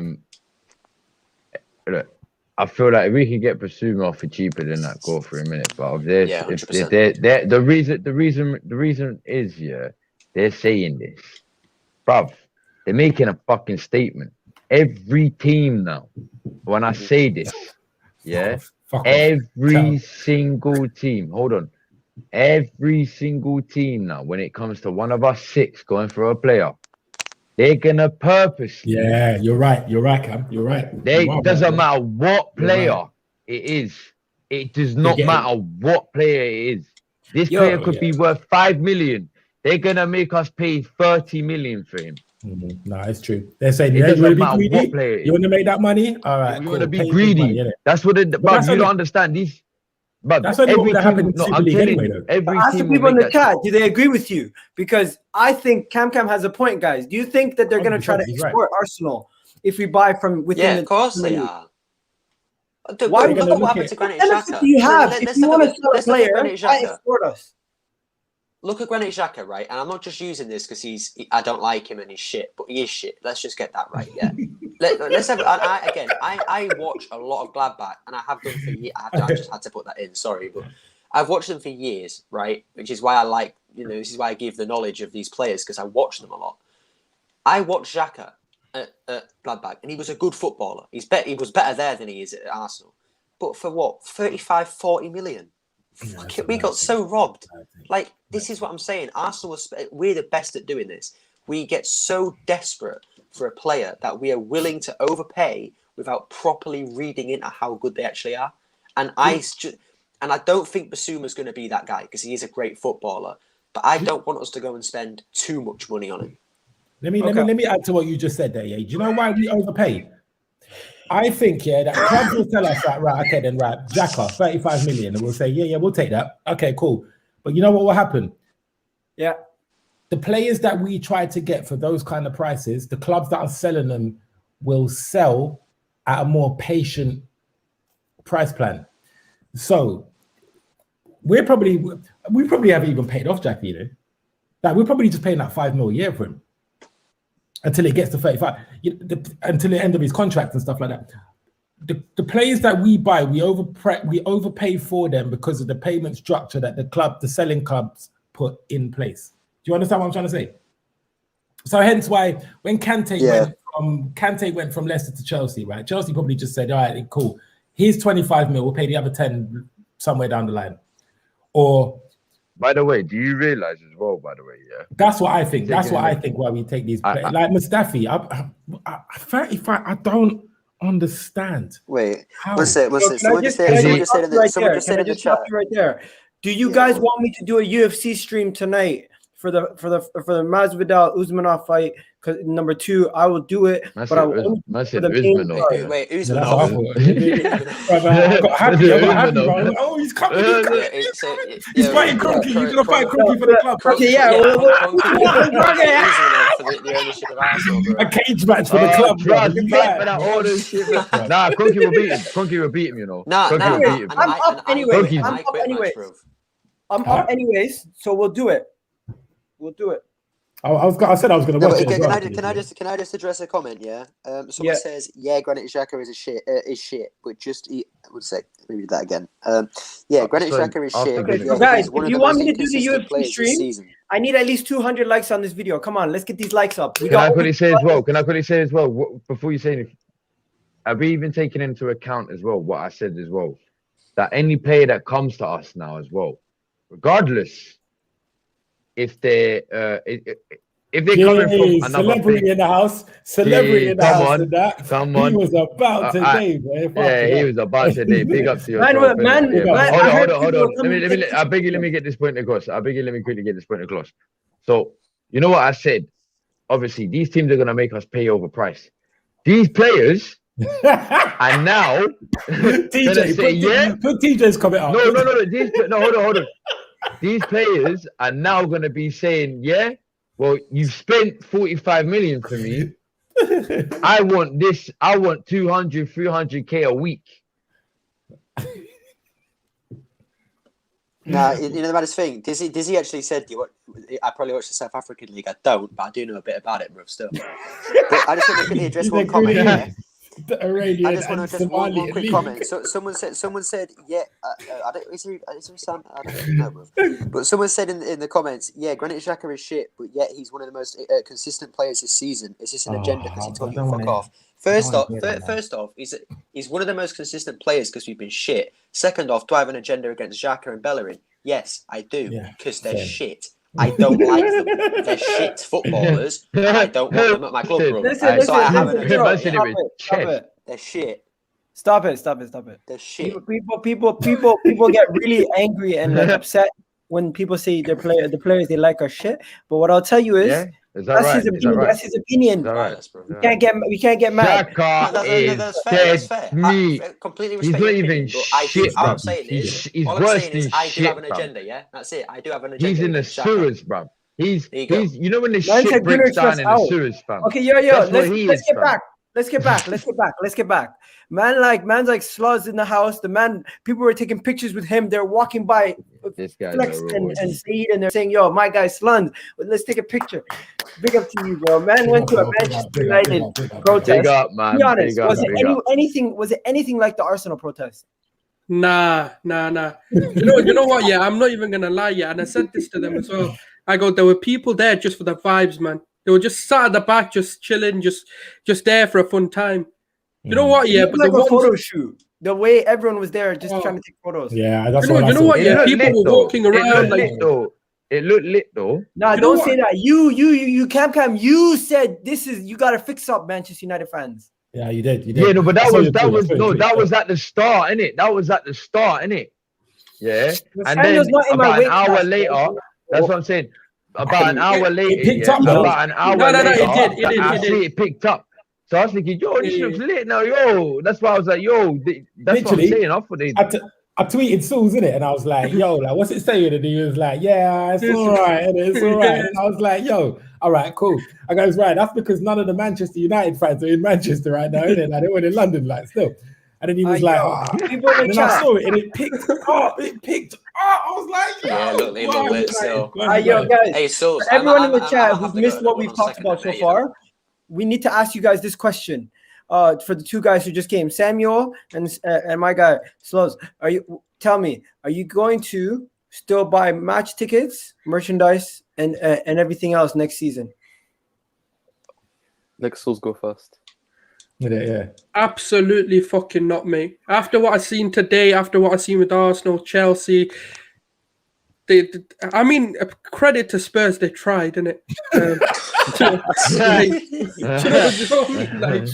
They tried. You know what I mean? Bless their hearts, man. No, they're going to try and make that one tomorrow big, innit? They're going to try and make that. Oh no, But you know what it is? They're not. One thing I do want to say about the if it's two players, they got one tomorrow. Nah, they're at Wembley tomorrow, innit? No, let him finish. Let him get his point. No, one thing I want to say about this the whole merchandise thing. The thing is, in the future it'll impact them, but it won't impact them right now. No, yeah. But obviously, what we need to do as like fans is just keep taking these steps. It's about taking these steps to try and get them aware of what's going on, because people have said to us the protests won't work, but we still turned out in our thousands. You really think that they're not looking at Sky Sports, CBN or whatever else is on ESPN? They're not looking at this, or someone in their sort of advisory camp isn't telling someone in their team is. Someone's telling them. 100%. They're billionaires, bro. They've got people looking out for this kind of information. You think they're gonna spend 2-3 billion to buy the 40-odd% shares from like Usmanov and all the small fans who owned it, and not be told that, oh yeah, by the way, your $1 billion investment is going to shit because the fans have come out against you. Your surname is trending on Twitter for the last 3 days. Like, it's not. Do you know? All he's got to do is go on Twitter. It's not even like fucking trending in a good way, bro. No. It's definitely not one. Like your surname right now in the last 3 days has been slandered so much. Exactly. I would cry if it was me. I would cry. Cam, doesn't matter about the money. This is the thing. It doesn't matter. No, but this is I the would thing. cry. This is the thing, though. You would cry because you're on Twitter, you're on YouTube. Yeah, true. And this is what I cry said in this in the group Ferrari, chat. bro. I don't know who said this in the group chat. So whoever it was, you credit yourself, yeah. But the point is this. The thing with even Dangote's in this camp, because he very rarely is on Twitter. They probably won't see it, or they'll hear about it, but they'll think, I don't go on there anyway. I don't give a shit. Daniel Ek is a Spotify owner. If he gets, he'll see it. He'll see it whether he likes it or not, because he's on Spotify. So if he was to take over as owner, he would see this kind of shit, because he's going to be on these platforms anyway, because first off, he's younger. I think he's 38. Someone said, which is relatively young. Yeah, that's crazy. Yeah, so he's gonna see this shit. He's gonna see it. And again, he's an Arsenal fan, so he'll probably say, "Oh, well, they're not happy." Obviously, we're all fans at the end of the day, so I'm gonna try to fix it up. So, but let's be honest, right? Okay, he's a smart social media man, right? How? I mean, think about it. Being in that position right now. No. But you think about it. Let's just say he's smart, bro, and he's doing. Oh, I thought you were talking about Kroenke still. Oh no! Daniel Ek, bro, isn't it? See, that guy would know, as a billionaire, for him to just come out and put a tweet out like he did yesterday, Do you know how much more followers and subscribers to Spotify that Brad just got? Do you know that the promotion? Yeah. Do you not? You know what's so funny? Have you seen how much time You know that's what's been so retweeted? funny? Watch how many more ads start popping up in Spotify. Oh, Spotify, bruv. Exactly. You might yeah, even, there'll be more ads. You're right. It might just. You'll be listening. You'll be halfway through your. Years ago. You'll be halfway through your Years ago playlist. when And next thing you go. Arsenal. Remember years ago when Arsenal made a song, bruv, and it was called Hot Stuff. Party. No. We made a song years back. No, do you know what's going to happen? Yeah, this is why What Abramovich signed, didn't it? He probably knew Spotify was going to take over. He needs to drop his mistake somewhere in it. You know what it is. You know what it is. You know KSI. Yeah, you know how KSI is moving mad in the boxing world and that. Yeah, you know he's an Arsenal fan and he's a big Spotify guy as well. Yeah, boom, the link. This right is there. gonna get controversial. This is gonna get controversial. What I'm about to say. Let's go. Daniel EK or Dangote? Pros and cons. There's something about Dangote. I don't trust him. It's not being racist. I'm black myself, guys. I'm black myself. Nah, but there's something about him. There's something about him. I look at him as a different type of billionaire, and he's a businessman first above everything. I know we had a lot of African players and so on, and he's worth a lot. But I'm telling you, John Barnes said it the other day, and he said, businessmen don't need to learn about football. Football fans need to learn about business. Are you quoting John Barnes on my channel? But John Barnes actually came out of Don. He actually came out the other day and he said, "What do you fans think you've actually won this battle?" He goes, "Okay, so what, are you still paying to watch football? How much are your season tickets? Are they still the most expensive in the world?" Arsenal's season tickets are the most expensive in the world, and our kits are the most expensive in the world. Why? In football, maybe, but not all sports. No. Football, we're not expensive as Chelsea. Chelsea more expensive than us. Listen, I don't want that going. Yeah, I want Daniel EK. Newcastle kits are the most expensive kits in the world. Is it? Yeah, Newcastle kits are like 85 pounds. I don't think they are. Chelsea are like, Chelsea. Newcastle kits are 85 pounds. Where are you buying them? Bullshit. You're buying them from sports. Ask Kendall. Or £75. You're buying them from sports. 85 quid? No. I'm That can't be right, bro. Yeah, please do, Can't brother. be right. There's no I know way. for a fact our kits are like 70, 80 pounds, isn't it? First off, there's no way. Well, obviously the Premier League are pagans, yeah. So fuck them. No, it's the same as every Premier League one. It's all coming up as 60 quid. There's no way on God's green earth. There's no way on God's green earth, yeah. The Premier League are letting some relegation shit side like Newcastle, yeah, charge 85 quid for a kit. No. So I've had a look. Yeah, it's the same. It's the same as every club. It's 65 quid for the top. Yeah, with printing and badging. Yeah, but everyone goes up to 85 quid. Oh yeah, that goes up. But that's with everyone. So it's not more or less. Kendall must be talking about the exact. Just real quick. Newcastle fans, I didn't mean to violate you like that, but you are shit. So, No, but you can get about the exact. If you get the exact game day ones, if you're talking about the exact, no, it's not even the game day ones. It's the ones, the ones that actually the same material, the real material they use, the real actual pitch. They're like a Bills, isn't it? Arsenal, isn't it? Yeah, but that's what. This is the thing. Even if you wanted to get a match day one, it costs us 100 quid without any printing. Can I prove it to you guys? Yeah, that's what I'm saying. You have an article that says Newcastle United fans are upset that their new Puma kit is the most expensive kit, one of the most expensive kits they've ever had. I'm assuming. I'm just seeing 65 everywhere. It's 65 pounds, yes, right? Yeah. Well, they have an additional 10 You have to you go on their websites. Go on the actual website. So you have to take your time. Go on the actual websites, bro. Okay, let's go on Chelsea's website, Newcastle's website. No, you were saying something about an extra £10. What's that for? I don't even know. What I think's happened is they've gone from look. Let me show you. Price up. They've just put the price up from the last ones. Let me show you. You think I'm United, man? Look at this. I'm not making this up. Newcastle kits are £75, bro. Where the hell did you find that? Because I'm No, literally no. It's an look. It's an It's got names on the back. It's got names on the You back. have to. No. You have to listen. Listen. You have to actually go on the website, click on replica shirt, not the authentic match day shirt. Replica shirt, no printing and all that, and then look at the price. That's what you have to do on each website. There you go. Replica shirt. Arsenal's kits with a number and names is 80 quid. No, go So up to our the kits top, are man. worth No, more go than up to the that. top. Go up to the top. Our kits are Go up to peas, the bro. top. Yeah, that's first shirt there on the left.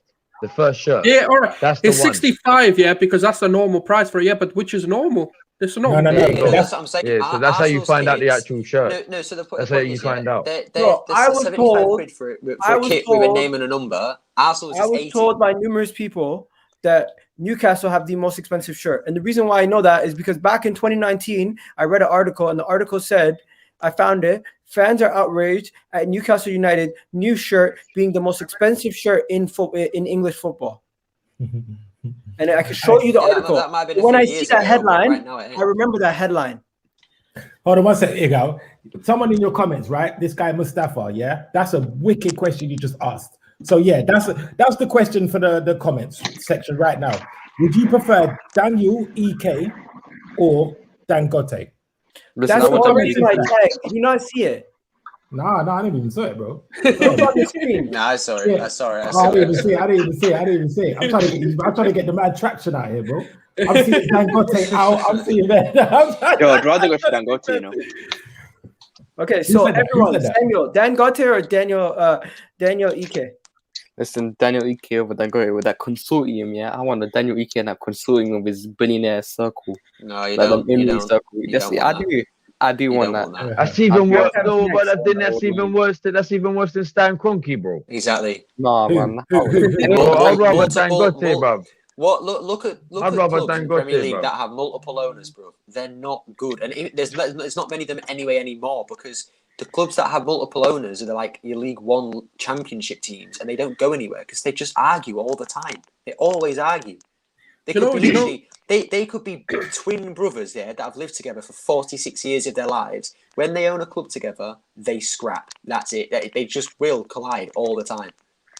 You know the other problem is, yeah, it depends on how the stakes are, because if someone owns more or less, they're not going to want to put in more money than the other owner. That's the problem with Kroenke. Kroenke had like, what was it, 50-something%, and Usmanov had like 30-something%. Kroenke didn't want to put money in because he was only going to get 50% of the return, and Usmanov wasn't going to do it because he was going to get even smaller pie of that because he only owned 30%.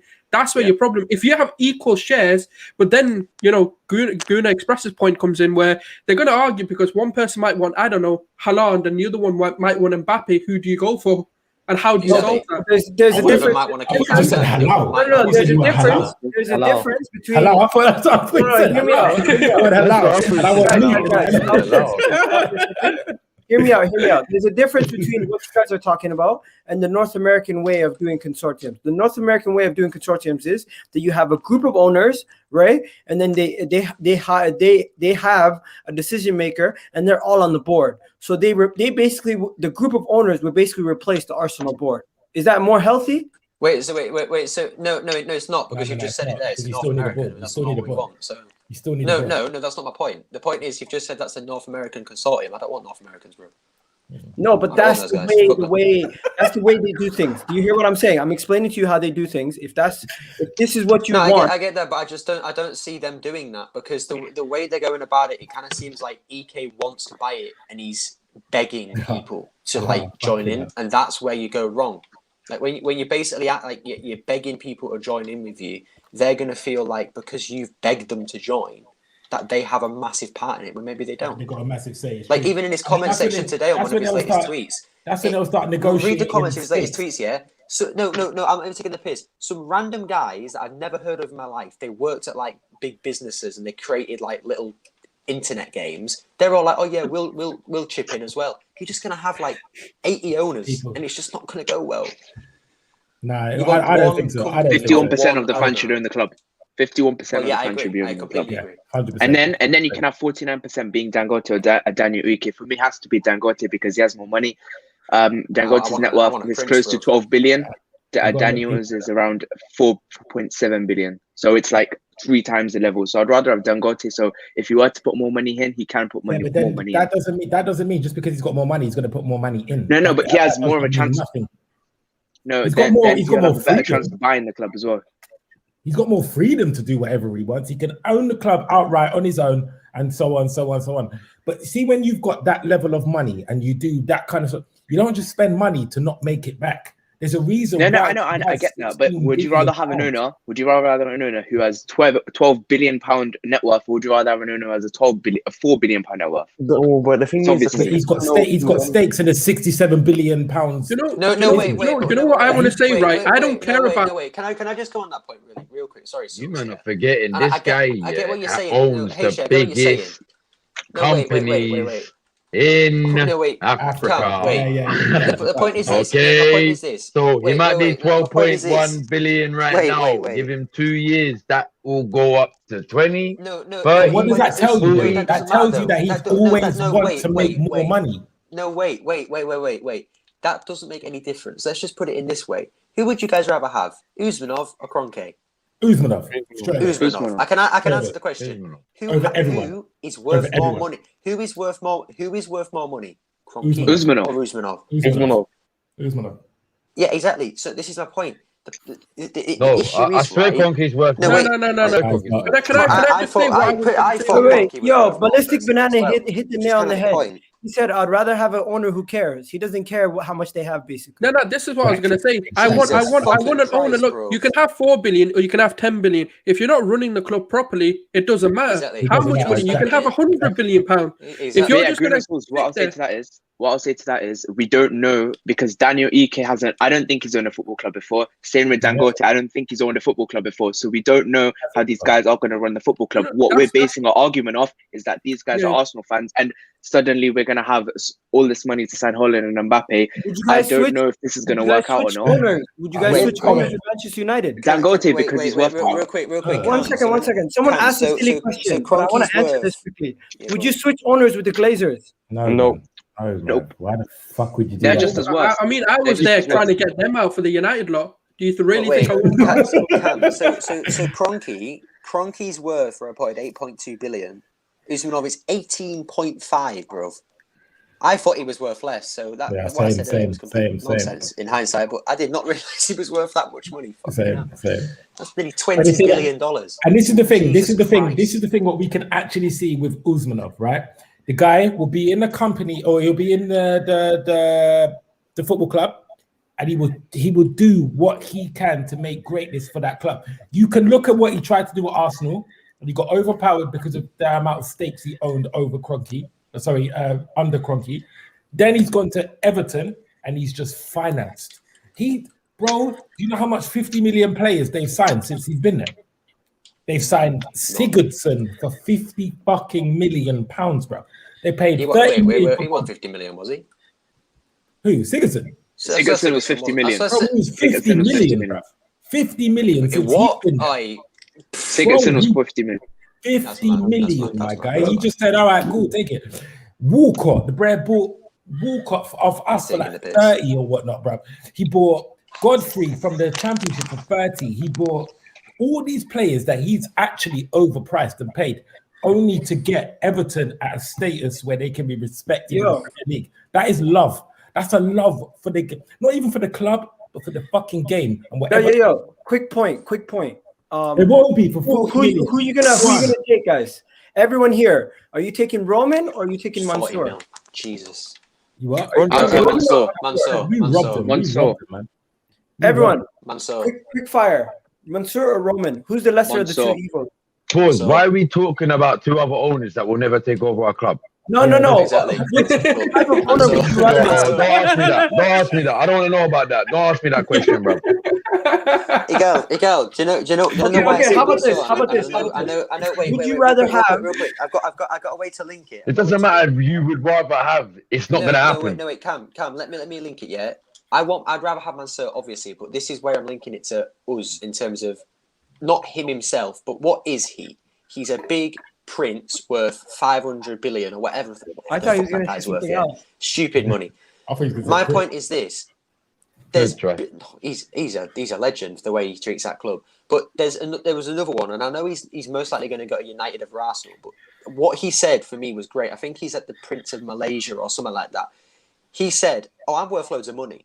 Just out there to say it. He went, "I ain't a businessman. I don't give a shit about business. I care about the footballing aspect." He's took one of the shittiest Malaysian teams in that country to like 12 league titles or something.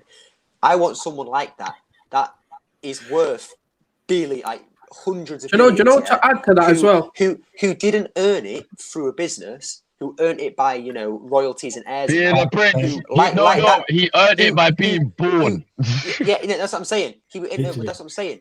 That other prince said, I don't give a shit about the business. I don't give a shit about the business. And what he meant by that was, why do I care about the business? I don't give a shit about making money or not. I've got $500 billion fucking dollars, mate. I don't care. I want someone like that who's just going to throw money at it. And everybody says that City ruined the Premier League. Yeah, they did. But the point is this: he ain't going to leave, is he? Some Man United fan sat in his house saying, "Oh, Mansour ruined the league." Mansour's not going to see that and then immediately sell, is he? Ain't going to happen. So just get along with it. Go on that train. Get on. Do you know what the funny thing about? Do you know what the funny thing about it is, right? Forget about football, for a second. What Mansour has done for Manchester is massive. Yeah, exactly. If you think about his 250 to 500 million pound investment into their education system, he wants to do it like what La Masia do, where the education is in house. He allows all their players to get an education to minimum college level before they're allowed to play football for them, and that's what he's trying to do. And if you think about like the infrastructure from what Etihad was to what it is now. Fucking amazing, man! It really is. It's incredible. The facilities they've got is just. What are you guys doing? Facilities there are nuts. No, everyone was telling me that I was wrong and that Arsenal didn't sell him for 30. My bad. It was 20. They sold him for 20 million.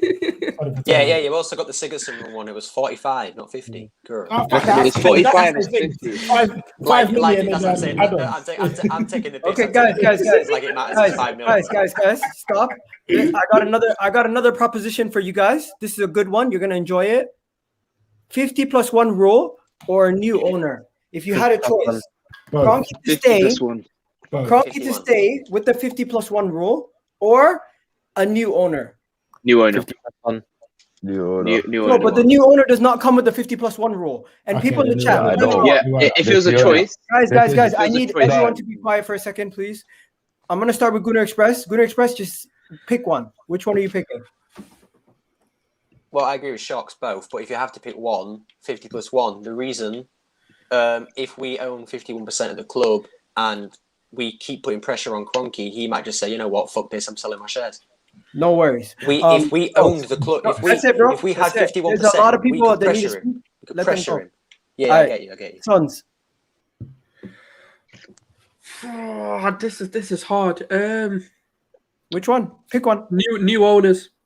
New owners? Okay, he's on new owners. What are you saying? My guy, HJ. Yeah, I'm going to go new owner for the simple fact that Kroenke will never want only 49%. And I want him away from this club, like far, far away. So I'd rather have a new owner. Okay, so the Kroenke out is stronger than the 50+1. Yeah. Shots? Yeah, there's no point in doing a 50+1 with Kroenke's because at the end of the day, he's only going to do the same thing with the fans screaming for his head at the end of the day. So I would want a new owner that supports, listens, and just does right by the club. That's all I want. A sugar daddy. You want a sugar daddy? I don't want a sugar daddy. You know what I want?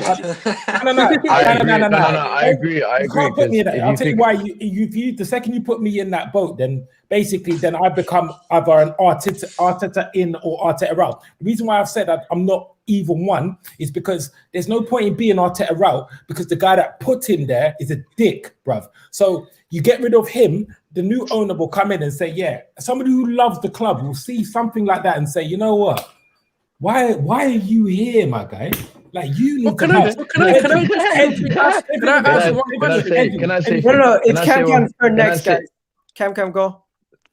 I couldn't do what it is. Yeah, I agree with you, Shocks, innit? I'll take the new owner because at the end of the day, yeah, let's be real. Even if Stan Kroenke or Josh Kroenke, which it won't happen, actually accepted, all right, we'll do the 50+1 rule.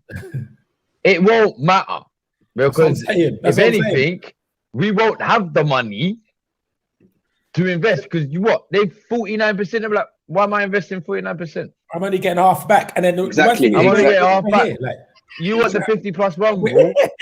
You Yeah, pay for the Jay, players, you got innit? backup. my babes. Mwah. Yeah, go ahead. Cam, Yeah, which go ahead. side are you picking? Pick Yeah. one. Oh, So don't I'll say- pick. That's what I'm saying. I'll pick. That's what I said. I'll pick new owners over the 50+ one rule. You see, the man puts his money where his mouth is. He said Kroenke out yesterday. He's not changing his mind today. What are you saying, Samuel? Listen, Yeah, I went to a fucking protest yesterday.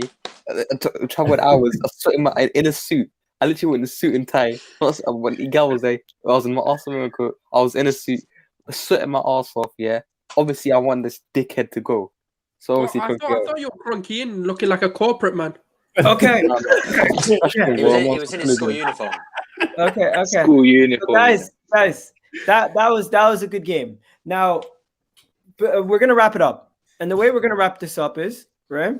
Each person gives us a solution for the short term that's not Kroenke out, because Kroenke's not leaving. Kroenke's not leaving Yeah, next week. yes. Easy answer. Yeah, I know what me and HJ are saying already. Okay, what's That's HJ's it. answer? Yes. Right. So quick solution: get rid of the manager. Easy. Because let me explain this one. Main reason for this is if you get rid of the manager, then it gets the heat off the owner for a second, and then the manager can focus on getting the results on the pitch, and then hope and maybe Kroenke might put in a few money like he did in 2019, and we can spend a good bit of money, and then that new manager can get a few of his good players in, have the good players we've already got, and hopefully get us better results. Because I think the best solution right now is get rid of the manager and get a new one in. That's the only thing for me you can do right now. The best thing you can do. Easiest So thing. people are calling for Arteta's head. Next, what are you saying, bro? Souls. Man, without saying Kroenke out, okay. You know what? Personally, what I would do is get Eddie out and bring someone like Van der Sar, Overmars, someone with technical. Because I think whoever you bring into that management role isn't going to survive if you've got a novice behind him. They need to be able to because yes, a manager's job is to convince a player to come, identify those players, but then it's up to the technical directors and Vinay and Edu to go and get these deals done. What we do every single window is we don't get the deals done, and then we drag them out all the way to the end where we're having to pay an arm and a leg for every single player. So whoever the manager is suffering because of that. So I say you get them out and bring a very well experienced and a very well connected CEO and a technical director in. Okay, so far we've had two different ways. We've had the manager out, and we've had Vinay and Edu out.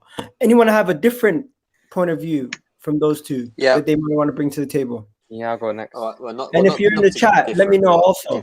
Certain. Okay, so I'll let Cam go first. What's yours, Cam? You're gonna laugh, innit? But I'm being deadly serious about this, yeah. Fucking resign, bro. Just fucking resign. Fuck the Arteta out brigade. Fuck all that shit, bruv. Just resign, bruv. That's the best short-term future, fam.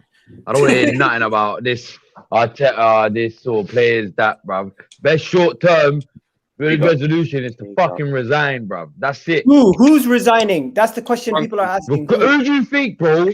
Do I have to say the devil's name, bruv? Now, bun that guy. I don't even want to say his name no more, bruv. He's a pagan, fam. I don't like him, fam. That's the best solution, fam. Fucking resign tomorrow, bruv. Today, tonight. Fucking resign, bruv. Let me go next. Samuel, you're next. Actually, I'm gonna go with Edu over there because Kiers Ocean's doing this to Edu straight away, like What the hell are you doing? Yeah, what was that guy, man? Man, started fisting. Jesus. Dickhead, yeah. So get rid of him. Bring in a proper man in proper footballing man in Mark Overmars. Bring him in. I don't think it's a problem, personally. Okay, so you have the same thing as Slund. What are you saying, bro? Bro, listen, all right, I'll try to keep it short and sweet, right? But I'm telling you this, right, yeah? Everyone's saying Arteta, right? Don't get me wrong, yeah? I am really, really getting there. I am getting so close to being like, you know what, fuck off, bro. But, all right, Arteta cannot justify, right? Saka's own goal versus Villa. Pepe's red card at Leeds. Partey walking off at Spurs when he was injured. Abba's own goal in Burnley. Gabriel's red card at Southampton. Louise's red cards at Wolves, even though that was iffy. We shouldn't have got a red card or whatnot. Cedric's back pass that damn near led to a goal. Wait. Don't forget that pagan Leno. That is getting not the sent off as truth. well at Wolves. Don't I've forget never that. been arrested in my life. Say that again, brother. That pagan Leno, yeah, he got sent off at Wolves as well. Everybody keeps forgetting that. Yeah. And he the Wolves do as well. that, Yes. That dumbass handball. Man, Superman. Bro. He was listening to Soldier Boy, bro. Still. Bro, do you know how much mistakes? You know, he was listening to Eminem. Superman. Yo, you know what I'll do? I'll put Edu next to it. If it wasn't for Edu, we wouldn't get guys. The Everton game was shit. This whole situation has been shit. This whole season has been shit. I was literally almost to tears because I went all the way to protest yesterday and I came back to see that friggin' shit game, right? Man scores an own goal. Wait, can I get my... 1 second. Wait, I didn't even finish my one yet. Yeah, 1 second. Yeah, innit? Own goal from... You're going to say the manager, bro. You're not going to say anything different from the manager. Am I wrong? No. I'm not saying the manager. I'm saying actually not the manager. The manager. No, you're saying the justify. players. Gonna express the players, the manager, right? No, I'm gonna say. Well, I'm gonna mention that, but there's something else as well. Okay, what's the other? There's loads of things. Aftershocks. Yeah, I'm just saying that sure. the manager cannot legislate for those kind of mistakes. I don't know, you lot saw the interview with Thierry Henry with Carragher when he said, I will tell you how to get to this part of the field, but I need you, man, to put the ball at the back of the net. Or I need you, man, to defend, and I'll tell you how to defend. Like, we have some dickheads in our team, bro. We are, no, seriously, we have some really unintelligent players, and they're not capable of doing good things. Like, put Arteta in front of Man City playing whatever system he wants. I promise you, they would still win the league because they just know how to. They would know how to. We can't do it. We are just from top to bottom, and I'm talking about from the owners to the players. We are done out here, bro. So again, I'm owners out, bro. I'm just owners out. I can't even be mad at Arteta for this because the individual errors are just stupid, bruv. But yeah, I hear you. And then finally, Gunnar Express. Yeah, so Arteta out, get him out first off. Get a manager who can at least because this is the thing. I saw Wax say it. Yeah, I saw Wax say it. No, sorry, Wax was bad. He went. Is his team top 4 quality? Probably not. Done, but is this team better than 9th with 13 defeats in 33 games? Absolutely. Correct. Yeah, so I'd get a manager who can at least take us maybe to 6th, so we're in Europe every season at least. And then for me as well, I agree. Get Edu out because he's an idiot. He's too inexperienced like Arteta, so he can leave. And also he has key direction in his pocket. So get him out. Get Overmars in because I think that Van der Sar's most likely to go to Man United. And then in terms of getting rid of Vinay, because he needs to go as well, who's the player with the most appearances? Who's the player with the most appearances ever for Arsenal? David O'Leary, is it? Yeah, get him in there as well. He might not have the most experience in that position, but he knows Arsenal Football Club. And that's what I want right now, is people who know football, know Arsenal, can take us to that next level. But isn't that a bit hypocritical? Because you're saying you want David O'Leary, but then you want Edu out. No, but Edu ain't. He ain't a David O'Leary. And the thing with that position is that position that Edu would take is not what Edu's got a different. His job is to do football things. He's got. If it wasn't for Edu, would we have Martinelli? If it wasn't for Edu, would we have Martinelli? Probably yes, because it was Sven Mislintat who actually scouted the guy. No, it was Edu because he has the links in Brazil. So what I would want is I would want Edu next to him. Sven Mislintat scouted him. Literally, Sven Mislintat said that he scouted him. I feel like you're contradicting yourself. So it was yeah, Edu got the deal done, but that's his job. No. But what's the difference between David O'Leary and Edu?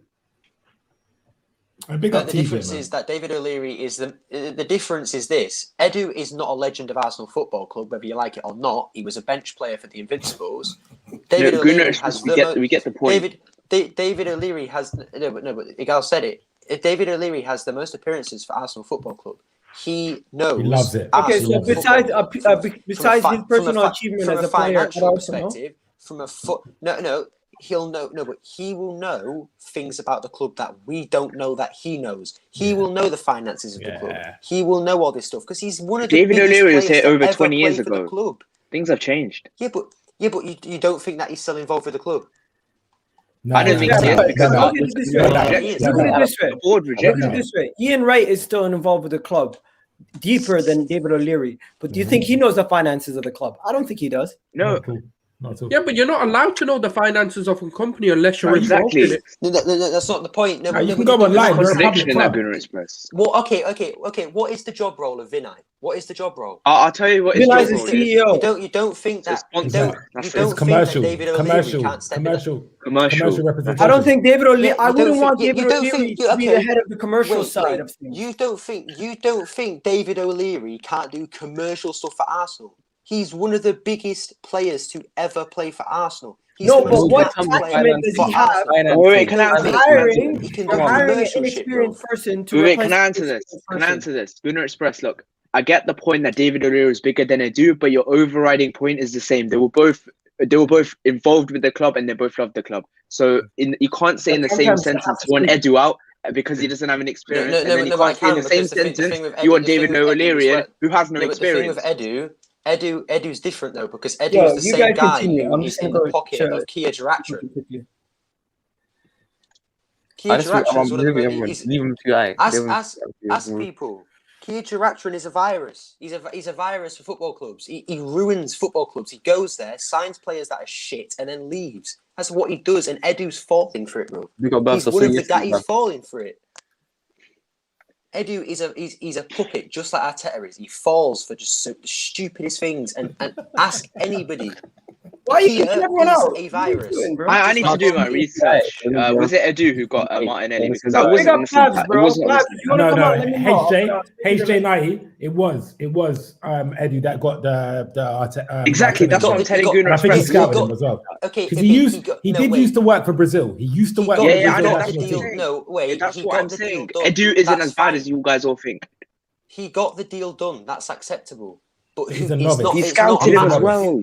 He's a No, he novice. didn't. It was Mislintat. Let me He's search literally this up, man. I don't know any of this. He is a novice. I'm not gonna lie. Edu is a novice at his job.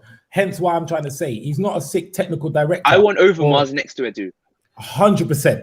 That now, see, Yo, he's been doing let's that read job this for comment. Let's read years. this comment. Let's read this comment. Man said he grew up in the same area as Daniel DK. A lot of Arsenal fans in Stockholm. Unfortunately, him buying Arsenal is as likely as Stan Kroenke donating 51% of the shares to a fan. Simply not enough funds. Yeah. Yeah, that's my fear as well. I won't even lie to you, man. I can't lie to you. I think with what everyone's talking about, the consortium, I do truly believe, though, man, if he actually sponsored, like, you see where we've got Visit Rwanda on one side, on the other side, just put Spotify. Yo, 1 second. Let me tell Babs what we're talking about. So we were talking about the Kroenke apologize. Bring him in. Bring him in the Please, chat. bro, Man. Bring him in the chat. you know. Bring him in the Yeah, chat. we're talking about. We're literally just mentioning you know. Yo, 1 second. So we're also we were talking about the lies made by Perez. We're also talking about if people will still be buying merchandise next season. Henri slamming the owners, and obviously we're talking about Daniel DK and Daniel what's his name, Dangote, and finally we mentioned Bissouma's price was revealed and it was around 40K. I mean 40 million. Right. 40K, you know. He got a good point, yeah. Yeah, Quickly. exactly. Gunnar Express. Gunnar Express. It was Francis Kagigo who we let go, scouted Martinelli, not Mislintat. Oh, okay. That's fine. But okay. Was it? No. The point is this. No, Edu was involved in that as well. We let him go. Edu was involved in that as well. No. Well, yeah, of course he was involved in it because he's the technical director. He's involved in every single No. deal. All right. My point is this. Okay, Edu. He may have made the Martinelli signing. Who did he also sign this summer? Willian. No. Okay, all right. My point is. All right. Edu isn't perfect. He dabbled over Awar the entire summer. I get that. But I don't think Edu is as bad as everyone's making out to be. No, I don't think he is either. But he's not good enough, so I want him gone. No, the point is this. The point is that but you can't say Edu isn't good enough, but then say David O'Leary's good enough because he's got no experience. No. So let's just put this in. Look, let's just say this right. I've never seen Gunnar Express scrambling in my life. Because you might not let me talk. You keep interrupting. I put him in a split, mate. I've never heard Cam be silent for so long.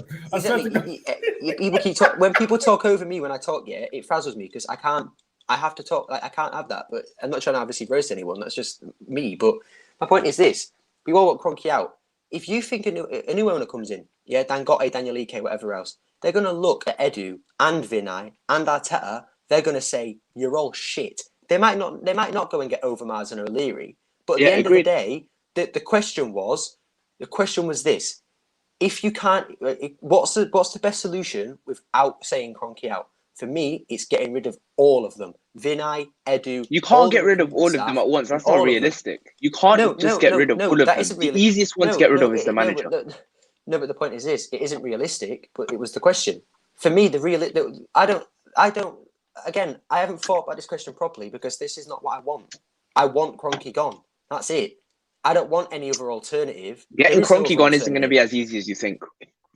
No, I'm one of the people that's saying it isn't. It's going to be so difficult. Exactly. The fans, first off, have to come together and not buy anything, but that will never happen. So, but it's not going to happen. People are still going to buy stuff. At the end of the day, the point is Kroenke needs to go. That's it. It all comes back to every single argument that Arsenal fans have, whether it's about the manager, the players, the recruitment, Vinay, Edu. It all comes back to one guy. Yeah, I agree with that.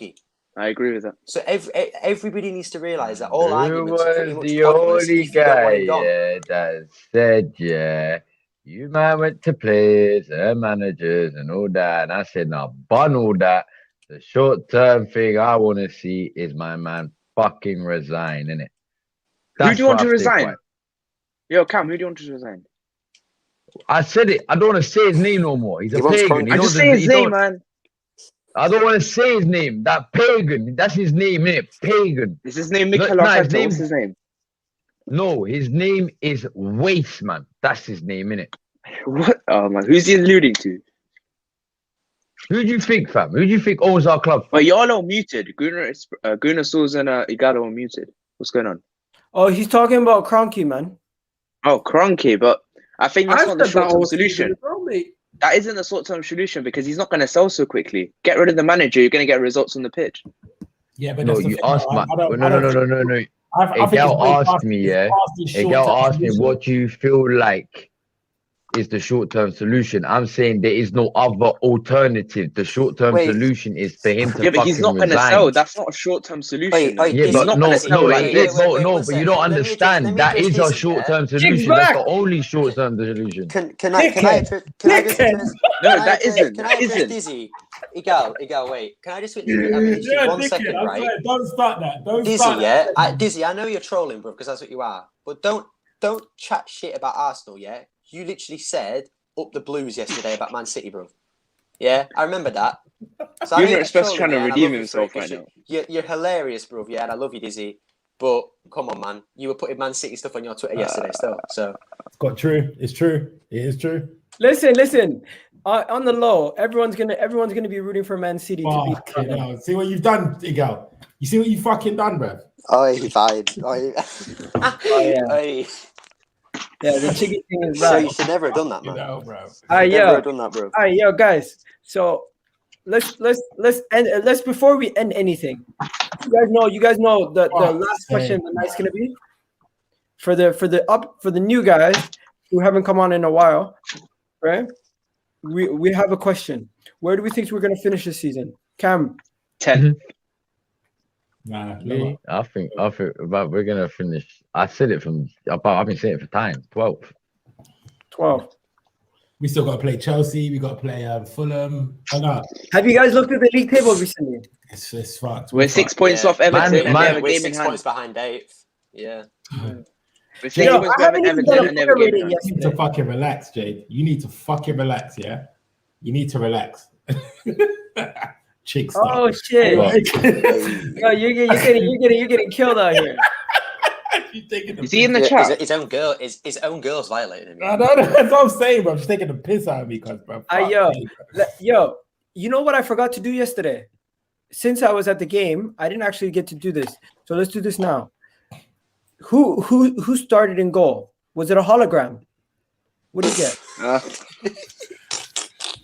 You didn't play ratings? Yeah, You know, I've tapped out on him. I've just tapped out. I'm gonna. The way I'm gonna do it is. I can't rate anyone. I can't rate anyone. I did not see the game. No. I didn't even bother watching the highlights. I didn't even bother watching. All I saw was the mistake. Okay, so the only one I can comment on is Leno. Good. Who watched the game? Even I watched it. Okay, so people in the chat play along. First person, Leno. Out of 10, does he get a 0? Fam, he had nothing to do except for that, and he done that. That's a straight 0. That's a straight 0. I'm sorry, straight 0. 100% straight 0. Even Xhaka fucked up with it as well, but yeah, he did. No, do you know what it is? Yeah, Xhaka fucked up, but how the fuck do you let that in? I don't. That's what I said. Yeah, I was watching it with someone, and he was blaming Xhaka all the time, and even I said, "Yeah, it was stupid." Bro. But come on, bro, fucking hell. Think about it. He's coming across. He's coming across the box, and you've tapped it in your own net. Are you stupid? Like, how stupid do you have to be? Directly in line with him, bro. Literally, exactly. The first thing you get told as a goalkeeper, is when you put the standing knee that you're putting down directly into the grass, you curve it a certain way, so that nothing goes past it. With the other leg, you hold it straight. So then, basically, if it miss your hands, it does not go through. It goes into your legs. Yeah, it never. He was open for business. Guys, Babs here. My guy Babs, big up to Babs. Babs, yo, my people, how we doing, my guys? You look good, yeah? Yeah. What are you saying, my guys, man? What's the debate about? Yo, the debate was there's several things. First thing, Kroenke, innit? It's Perez. First thing, I said his name. There you go. The first major debate was it started with are we gonna go Daniel DK or are we gonna go Dangote if we as an alternative? If these are the only two alternatives, which one are you picking? But he's missed the chat though, man. He missed the chat. I can't really say who to pick out of these two because I'm not quite sure who both of them are, like, fully. Obviously, I know about Dangote. He's been linked to Arsenal for a while, but in terms of Daniel Ike, it's only been yesterday, innit? So I've done no due diligence on him, like no background information, so I'm not quite sure. But anyone of a stand right now, innit? That's the whole thing. But the thing is, right? Should Arsenal become that Chelsea, Man City model of just investing bare money, or is it more of a, I don't know, what do we see our future as? Is it like the next Bayern Munich, or is it? I want Man City. You want Man City? It works. Then, the next question was. You see that though, yeah. If you don't know, if you don't want to pick one of those owners, are you okay to stay with Kroenke and him be forced by the government to give up like 51%? See, this whole 51 thing. I like it, but deep the Bundesliga, that's got a lot of 50-50 in ones, right? But the only team that actually does it successfully is Bayern Munich. That's why it's such a one league team. So it's very difficult to find, imagine fans involved with Arsenal. Good point, Good point, bro. Because, we get more control. Dortmund are all right because they're... Yeah, but they're all right in the sense of they're still not competitive like Bayern Munich are. And Bayern, Bayern have also got Qatari investment in them. They're not just making money out of nothing. They've got Qatari investment as well. So, as I said, man, I like the whole 15-1 thing, but I'm not quite sure right now. Like, I need to, as I said, find out more research about it, like, look into it properly. But it sounds good, but it sounds too good to be true. All right, so if you had to pick one, new owner or 50+1, what would you do? Depending on the new owner, I'd probably go new owner. I like the 50+1. I like it, and it could work, but it's too much risk in that. Imagine fans take over the club, and we end up, things could go wrong as well. And then who do we blame then? You get me? Okay. Basically, we said the same thing. This is a sticky question, and I'm going to ask it to you. Will you be still paying for your tickets? Will you still be buying merchandise? Can you take that away from yourself, or do you feel like you're punishing yourself? It's weird. Like, merchandise wise, it's always been weird because a lot of fans are against that. But listen, I'm an Arsenal fan. I want Arsenal kits. I wear Arsenal kits all the time. Like, so I'm still gonna buy kits, but maybe not from Arsenal. I could buy it from elsewhere, other websites. You know what I mean?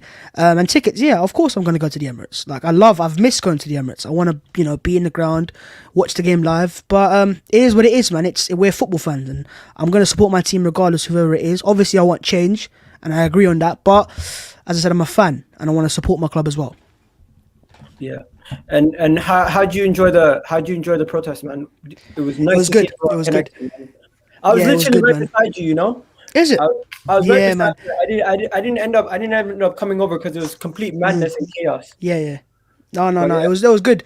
I just say it was a good protest, but there was too many Tottenham chants for my liking. Like I'm like, yeah, Tottenham with this and Tottenham with that, but we're here for Kroenke out, and we're not here to violate other teams. But no, it was good, man, just to get back with the fans and that like fan atmosphere. I've missed that, but I think that can't be the only one though. We need to keep doing that and keep pushing because, as you can see, we could get change.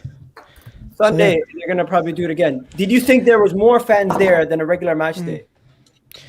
Well, no, obviously you have more fans on regular match day, but regular match day fans aren't that loud. Not at the Emirates, from my experiences. Yeah. So, everyone was there for the right reasons. And yeah, it was fun, but we also got our point across. There was a lot of banners, a lot of good messages sent out there as well. And it shows that Arsenal fans are unified, doesn't it? Mm-hmm. Can I say one thing? Yeah. By the Big way, I up hope Cam that guy, Bundy's weed on Sky Sports and that. Big up.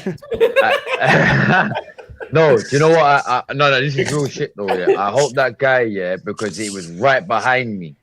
Yeah, my guy saw the whole thing where the fan dropped off the box office thing and bust his head open. Yeah. There's a video of that. There's a video of that. Yeah, I know. No, bro, I was right by. He close one. Yeah, it's one close up. You see it. The face. Yeah. Bro, that's what I saw. No, I see it today. Yeah, it's mad. It was mad, bro. So I hope he makes a full speedy recovery, man. That's the only downside to that protest. But apart from that, it was a good protest, bro. Yeah. I hear people saying we have to stop buying merchandise and everything, and I also hear Bab's point where he says, you know what, I'm a fan, and a lot of people are not going to put themselves through the punishment of not buying merchandise, and also it's a long game. It's not a short-term benefit. Yeah, but let me get straight, thing though. I won't buy the kits, right? If they're bad kits, I buy the kits if they're nice kit. I'm not gonna buy just random shit. Are you gonna buy? I want to buy good kits. If it's good, then I'll buy it. If it's shit, I ain't gonna buy it. You know what I mean? It has to look good. Hold on 1 second for Babs. Yeah, Babs, are you a season ticket holder? No, I've got a membership still. You got a membership, right? Okay. You see over this, so that means that you don't necessarily go to every single game, do you? Whether it's home or away. I don't have to. But to be fair, since I've not missed an Arsenal home game for the last 2 years, so I've been to every home game. Away games are difficult to get tickets for them. Right. Okay. So in the last year, the fact that you haven't actually been to a home game for the last year, right? Yeah. And watching it on TV, I know that you might miss your brethrens and the match day vibe and.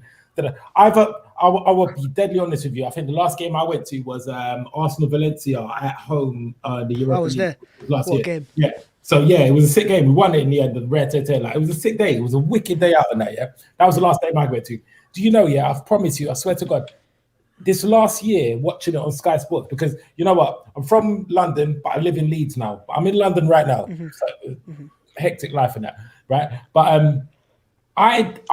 I'm not actually bothered of not going to the game. You know where I do find it hard is I like the Arsenal t-shirts. Like my girlfriend buys them for me all the time. Like, do you know what I mean? It's the easy birthday and Christmas present. Like she's like, yeah, he's gonna be haps off that. And then boom, like man just got the new kit. And I'm like, you know what I mean? I'm happy, like I'm cooking dinner for everyone and that. Like, but fair play to that, yeah. When it comes to season tickets are the most expensive thing that you can do for Arsenal, right? And then match day even season ticket owners, right? They can own their season ticket, but just not go into the stadium to watch the game. Yeah. Right? 100%. And this is something that I was going to actually say. So imagine, don't give away your season ticket because you know you've got to wait another 15 years.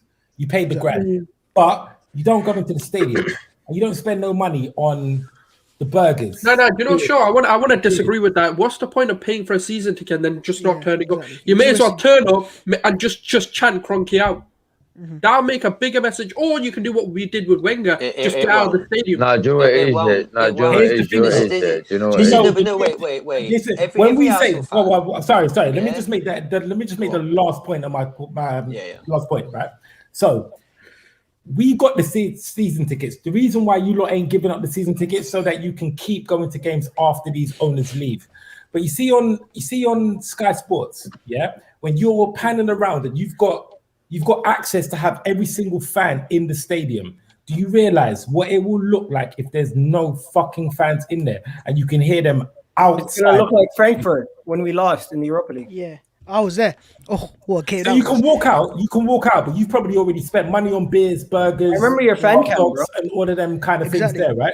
Imagine if you don't do none of those things. Do you know the sponsors? The sponsor. We all say season tickets and this and that and red. The sponsors are the main biggest. one. They are the biggest. Investors. They've got Visit Rwanda here. They've got Fly Emirates here. They've got. I need to get my kit to see all of the things, but they've got loads of different sponsors all over the kit. Or go on Arsenal's website, go look at the bottom of it, and just look at how much sponsors. There's like a good.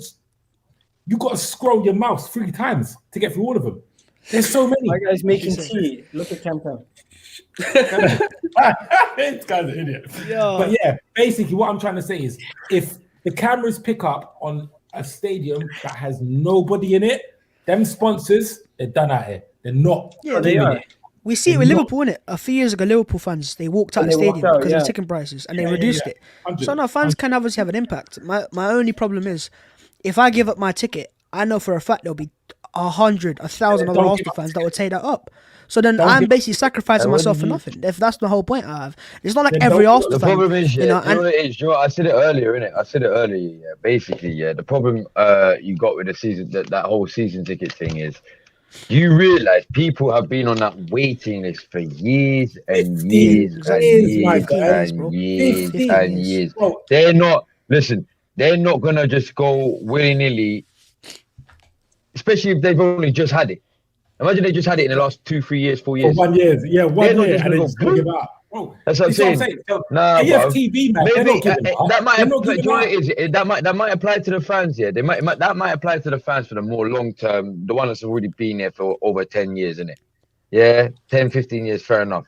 Yeah, but even then, it causes a problem. They're not gonna, because they had to go through that same process. Yeah, I deep. Years and also, and years of waiting for them. I know so many Arsenal fans that can't bear not to go. No matter how much they are against what's happening right now, they need to go to the Emirates just to be there. Like, they need to. It's mentally they need it because of their lives. And it's very hard to just sacrifice that. I'm in a more lucky position where I can go there. I got a choice. Whereas a lot of people, they have to be there because they might have a tough life, a tough week, and job-wise, and that's their kind of way out of it. That's exactly, man. So they need that little one thing. That's why fans need football, and they need to go to games. If they've been going to games since the 1950s and 60s, 70s, they're not going to stop going. They're still going to go regardless. No, even today, even today when I was talking to the United lot, like the thing is, even with the United lot today, when I was speaking to them about the protests and everything, even they said it, like, they go, do you know what, we missed this? All the fans coming together, like the match they experienced, like everyone was vibing, man. It was, you know what, even I missed it. Like, and I was like, I don't even want to get back out anymore, because that's how weird it felt, like after such a long time, going back out into society. Exactly. Can I just segue this? After the Everton game yesterday, especially after the protest, heads dropped so much going into this Europa League tie. I feel like everyone feels the same way that we felt going into the last game in the Europa League before. If you remember, everyone was saying, we're going out, we're going out, we're going out. Even when we scored the first goal, people still thought we were going out. It's not only until we scored the third goal, everyone felt comfortable. Going into this tie versus Villarreal, right? Are we not all a little bit like tense as a fan base? Bro, I'm not gonna lie to you. I genuinely believe, seriously, we're not gonna win this Europa League. And I think for the Kroenkes to save face, they're gonna sack Arteta for it. And then so all the Arteta routes are gonna be like, yay! And then the Kroenkes are gonna buy players in the summer. Buy good players. And it's gonna be like, oh shit. I disagree. It changed. Yeah, they're gonna I disagree though. I promise you. No, I reckon they'll keep Arteta. Yeah, and I say that because they've invested too much in terms of giving him power. He's no longer the first team head coach. He's the manager of Arsenal Football Club. I agree. They literally sacked Sanlehi to give Arteta more power. They're not gonna just sack this guy who they've trusted so much. They're gonna see it out, to be honest. And now I thought that, but you see, after all of these protests and stuff, they got to do something. They cannot sit in this position right now when we're talking about on the 6th of May, we're going back to the Emirates again and we're going to go protest again. And then after that, because don't forget, the one thing what they're doing right now in all of these protests is they are linking the fans. Where there's been a divide, it's all linking up now. Don't forget, there's no more, you're hardly hearing about Arteta out and Arteta in right now. Only people that are trying to push that agenda right now. But right now, everyone is divided in one big movement, and that is Kroenke out. And I think everyone, there's not a single fucking person that is saying Kroenke in. How many people have you ever? To be fair though, you say that I have actually heard a few fans not say Kroenke in. They just say we don't want change right now because they fear change comes in. That's another 5 years. We got to wait till go again. That's the one concern people have. And obviously we're in a very delicate position right now. We've changed so many times. But with that, Babs, right? We're already 5-6 years behind. And the thing is, we are. we're not getting. We're going to be 10 years behind. We're not getting any more forward. Do you know what happens, right? We'll get one player in. We are right? 16 years behind, my brothers. We're not 10. Guys, hear each other out. Hear each other out. 16 years behind. No, what I'm trying to say is this, right? What we do is we'll buy one player, all our rivals buy 3. Then we're more behind. And then what happened the next season is we'll do the same. We'll buy one player, they'll buy 3. And the thing is, that's why we're behind. He's average. He's average. Yeah. He's average. Yeah. Like, it's not even like he's going to elevate us. Like, don't get me wrong, Partey was sick. But he can't change the team, bruv. Yeah. He's looking. He can't score. What did we do? When we got Willian, and then Gabriel. Gabriel isn't going to change the team. He's a novice. We don't know what he can bring. He's a potential signing. All right, you see with Gabriel and Partey and so on and forth, right? The reason why Arsenal's team right now looks so disjointed on the pitch and looks like they don't know what they're doing is because if you look at how it's been assembled, the squad, different regimes. You got Wenger's players, you got Emery's players, you got Sanlehi signings, you got Mislintat signings, you got so many different players from different regimes. How do you expect consistency in the team? I used to think that. I promise you, I used to think that. Until I realized that Tuchel came in and just changed like 4 different. Exactly. The reason why I would disagree on that, Rap, is because Tuchel's Chelsea, the manager changes, but the team behind the scenes, the people that scout the players, the people that sign the players, because Chelsea don't have a manager. Chelsea have a first team head coach. So the head coach just gives the okay on the signing. The players, the people that sign the players, is the people behind, like Marina and Bruce Spock, and now they got Petr to add on to that. So the backroom stuff remains the same. You look at Man United, even though Woodward is so hated, because he's been there consistently for the last 10 years or so, they still are second in the league because they have a level of consistency. Arsenal don't have that, and that's why Edu and Arteta are going to stay for at least 2 more years, or a year at least. Right, and it's so sick you just said that, my guy. It's so beautiful you just said that. Hence why I say there's no point in being Arteta out. There's no point. Because the owner has put this team together. Shucks, there is. Don't maybe type pipe up again. There is. Yeah, he didn't want you to mention the owner. The owner, cousin. The owner is. How are you gonna put together this team wait, Shocks. No, but this is the point. Everybody can say, wait. I want to stop on this, because pick up the new guy as well. Sorry, it's a word, bro. I'm so sorry. I see a lot of people saying stuff, I see a lot of people saying he just has to listen. At the end of the day, you're not seeing the main point. Oh yeah, Kroenke's the bad guy, and he is. Yeah, I completely agree. He needs to go as soon as humanly and physically possible. But then for Arsenal fans to say, oh, we're still going to buy merch, oh, we're still going to do this, you're defeating the point. Because at the end of the day, whether you like it or not, we've all said it at some point, that all he cares about is money, and that's a fact. So you then to say, wait, let me finish. For you then to say, I'm going to give him money is the most hypocritical, stupid thing I've ever heard. If you want to go buy merch, yeah? Because as I said, if everyone else is going to buy it, I'll go buy it. But Arsenal fans, if we want to get rid of him, protests will work to a certain extent, but to a certain extent as well, he just won't. He will do more to help, but it won't really do anything because you know what he's like. But he won't sell. If we don't give him money, he's gonna have. But that's not gonna happen. Let me ask you this, that's never gonna happen. A big club like Arsenal, that will never happen. He will always get money. That's why you buy Arsenal. You know the match-going fans. You can go drain the slate. No, I'm not saying you know them personally. Hey, man quoted a meme, fam. If you man do it first, I'll do it, innit? Man, you've been to a lot of games, and you've seen a lot of match-going fans. When you were at the ground the other day, did you feel like a lot of those fans are match-going fans that could actually make a difference with their feet? I think so, but I also believe there's a lot of fans that don't go to games. But it doesn't matter if you go to games or you don't go to games. You're still an Arsenal fan. Everyone can make a difference. But to be honest, as I said, I hear what Guna Express is saying there. But the money for a shirt sale is already given to Arsenal by Adidas. Yeah. The more shirts they sell doesn't actually change anything. Adidas already pay up front the fee. So that deal's already signed for the next 10 years. So that's not going to change anything. 10 years. No, there's a counter. Yeah, it was 10, bro. No, These men signed there's a long-term counter deals argument. for security. There's a counter argument, right? Yeah. And, Go on. And everybody says this, and I agree. The money is already paid, but a smart business like Adidas will not put a 10-year deal in without having a backup plan in case something goes wrong. The backup plan will be if we don't sell a certain amount of shirts, or if there's a massive dip in the amount of shirts sold. Yeah. We will be allowed to either A, pull out of the deal completely, or B, we will give you less money. If we don't buy enough shirts, Adidas will see that. They will then go to the Kroenkes next season and say, the fuck? We've just paid you all this money and we aren't getting that money back. They're going to question, they're then going to put pressure on him. If he gets pressured by the likes of Adidas and these big sponsors, he might then just say, it ain't worth it. I'm just going to leave. Yeah, no, it ain't worth it. I agree on that. I've looked into this, and if you look at Liverpool's deal, their deal is a flexible deal based on how much shirt sales they sell. They make a net profit. Where Arsenal, it's a fixed deal. So no matter what, it's a fixed deal where we're going to make a certain amount of money and they're going to make a certain amount of money no matter what. See this if though, the right? shirt's sold or not. But if the fans, In terms of shirt don't buy the sales, shirts, then yeah, but I agree on that. But let me ask you a question, right? Good Express.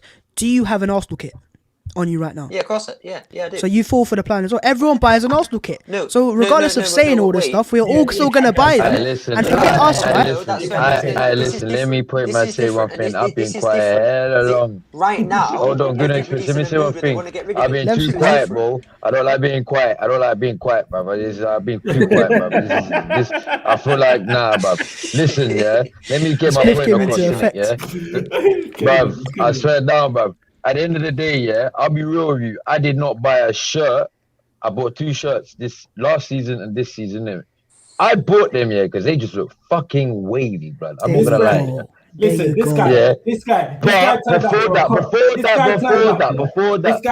a Kroenke out. No, hold on. He turned up to a Kroenke out protest. Yeah, in my Arsenal shirt, because I paid for that shit, bro. Bro, I saw bear man like that. I saw bear man with Arsenal kits. You know what it is, shit? No, do you know what it is? The reason why I did that, yeah, like, I couldn't get to the point I was going to get to before. I know why you did that. I had Cam on the back. I wanted people to know the fuck I was, yeah. So, but before that, do you know what I'm saying? But before them 2 shirts that I bought last season and this season, yeah, I did not buy a shirt since 2010, since the Arsenal Nike away kit, the yellow kit. This stream is lit. I can't lie. It's been lit. I bought a shirt. I bought a shirt every year I visited the Emirates, except for this year, because this year I didn't visit the Emirates. Nah. It was the pagan, bro. He's got listen. Thing is, right? I know it's easy for us to say, right? You're laughing. Bro, it's sentimental for me. First time to UK, I bought this shirt. That's the thing, though, bro. A lot of people will say do you know how tourist fans get a lot of discredit? Oh, tourist fans come to the Emirates, they buy all the stuff, right? Them man will spend thousands of pounds to come to England. You think they're just going to come here to watch the game and go? They want memorabilia, they want shirts, they want stuff from there. You know, I'm lucky enough to be going to the Emirates every week, right? Not everyone's like that. Man from Singapore, and you know, that's how I have to respect that as well. You know how deep it is. I came during the summer. I didn't even watch a game. I came during the summer. I wanted a tour. I just went for a tour. That's all I did. 2017, first time at the Emirates was a tour. The first time I actually went to a game was 2018. But when I went to Emirates for the first time for a tour, I did the whole fan experience. I loved it. It was like going to a game for me. That was the first time ever being there. And I'm a grown-ass man acting like a kid because it was the first time there. And you guys laugh at us being tourists. But if you got deprived your whole entire life and never seen Arsenal your whole life, you're 26 years old and you go to the Emirates for the first time. In a whole different country as well. That's what I'm saying, bro. So when I went to my first ever Arsenal game, I was like that. I was like, let me take a photo, let me take a selfie, let me buy this, let me buy that, because you know you want to have that experience that you won't get most likely ever again or in a long time. So that's why I respect the fans that come in. I don't know if it's an age gap. I didn't have that kind of shit because for the first time. Because you're from here, bro. That was exactly. That's the I'm saying the first time I went, I was 6 years old, but that was in 2000. No, that was 1999. Yeah. They didn't have social media and all that. Is there someone in your family that spoiled Arsenal before you? No, you know what I want to... The way I put it here... Yeah, so there is, right? Right, Yeah, let me there's give you no my alcohol. story. Right? I don't have anyone in my family that supports Arsenal. You know, in terms of generation-wise, right? I'm like the first football fan generation in my family, right? So why I say that, right, is not everyone has footballing families. Like my family don't watch football; they just don't watch football, innit? So, yeah, man. Back in for to air to play the things. I don't know, innit? Nah. We're boiling them off, bro. Say your piece. Say your. I don't even get it. Bro, I don't know why you're not laughing still. The comments are going mad. Comments. This is why they're laughing. Right, let him talk. Let him talk. Man Let him said talk. blow dryers. Wait, man said blow, mate. Wait, go. You said blow dryers, bro. Drawn by Dre. Drawn by Dre. What I was saying, but like Babs as well. I go to as well, innit?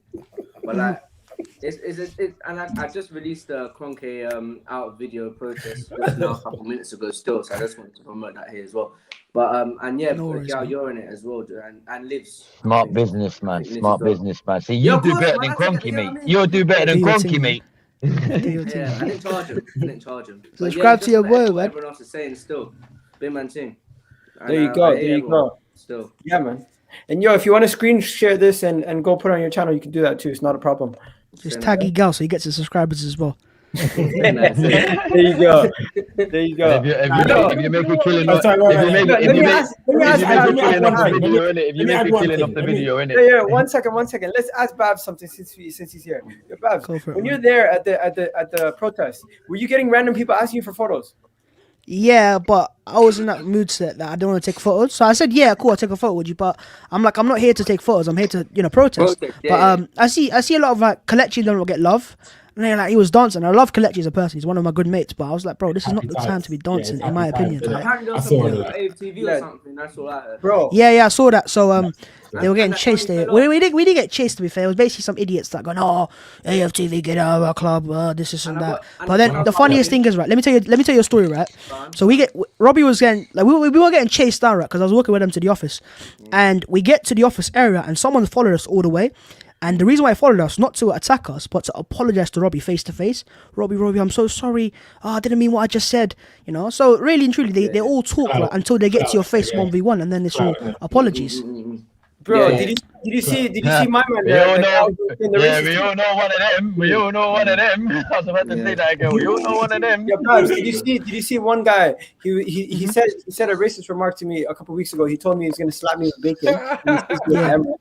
He seen me at the Emirates, and he said, "My guy," and he started celebrating when he seen me. Yeah, it's like that, man. My guy. Luckily for me, fortunately, I only got love that day, but I understand that people might not like me all the time as well. But as I said, I'm not there to be someone. I'm there to show that I don't want Kroenke at the club anymore, and I'm trying to voice my opinions. When I was leaving, some Irish guy must have wanted was swearing to, I think, Cecil from AFTV because I was leaving to do the watch. I heard about that. I was leaving. The guy was like, "You fucking AFTV monks, you fucking DT, you been racist to me." And then some brother was like, "Oh, that's not DT." And then the guy was like, "Oh, bro, when I was a child, that DT brother said to me that I was a racist and all this." Just shut up, man. Shut up, man. Just the genders, man. I don't understand how you come to a Kroenke out protest and abuse Arsenal fans. I remember saying, I literally remember before a couple of days before before the actual protest and that. I remember coming on there and I was saying, like, listen, at the end of the day, it's going to be a massive day. And I remember, again, I was saying, there's going to be bare people there. And I tweeted it and I said, the Arsenal protest will be the biggest one out of all. And I said, what did I tell you, Shocked? I'm going there to make my statement. And to make noise in that. The Cam was on everything. But I said, I tried to get it out. Like, all right, cool. You lot are gonna meet your heroes. You're gonna meet the people who have got you into this football stuff and doing this and doing that. Fair enough. Get your pictures, take them, do what you need to do. But just remember why you are there. Don't go and do clout or like film yourself trying to push. Oh, I was with my man. I was with this guy. I was with that guy. Cam. Go and watch all of his stuff on Twitter, what he did on that protest. That guy cannot say he was not himself. Egal, go look at videos. Pick up my video. Yeah. Bro, yeah, I don't know your video, bro. Big up that video, bro. Check it out. After that, pick up that video too. The truth. Nah, man. I appreciate that, man. Bro, That's videos. Every time I see it, I have to click on it. I like what Shocks is saying. Nah, I Shocks is appreciate picking me it, up. Oh, Shocks, I like this. I like this. My guy, man, always forever. Yeah, fam. you know what this is? You know this is true love right here. It's not all about hating each other. Hey, wait, bro. Let me finish my speech, please. I was on a roll. Yeah, I feel like Obama right now. Give him the stage. So basically, like, literally. So I looked at Cam. Cam was there. He said it in.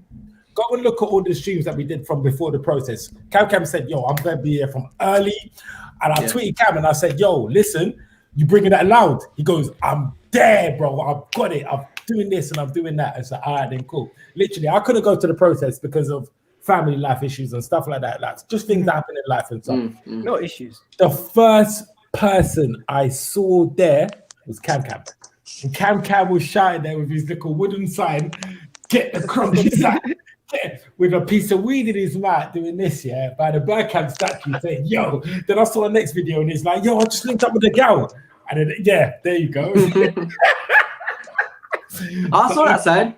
I seen all the people. Bro, the sign went viral.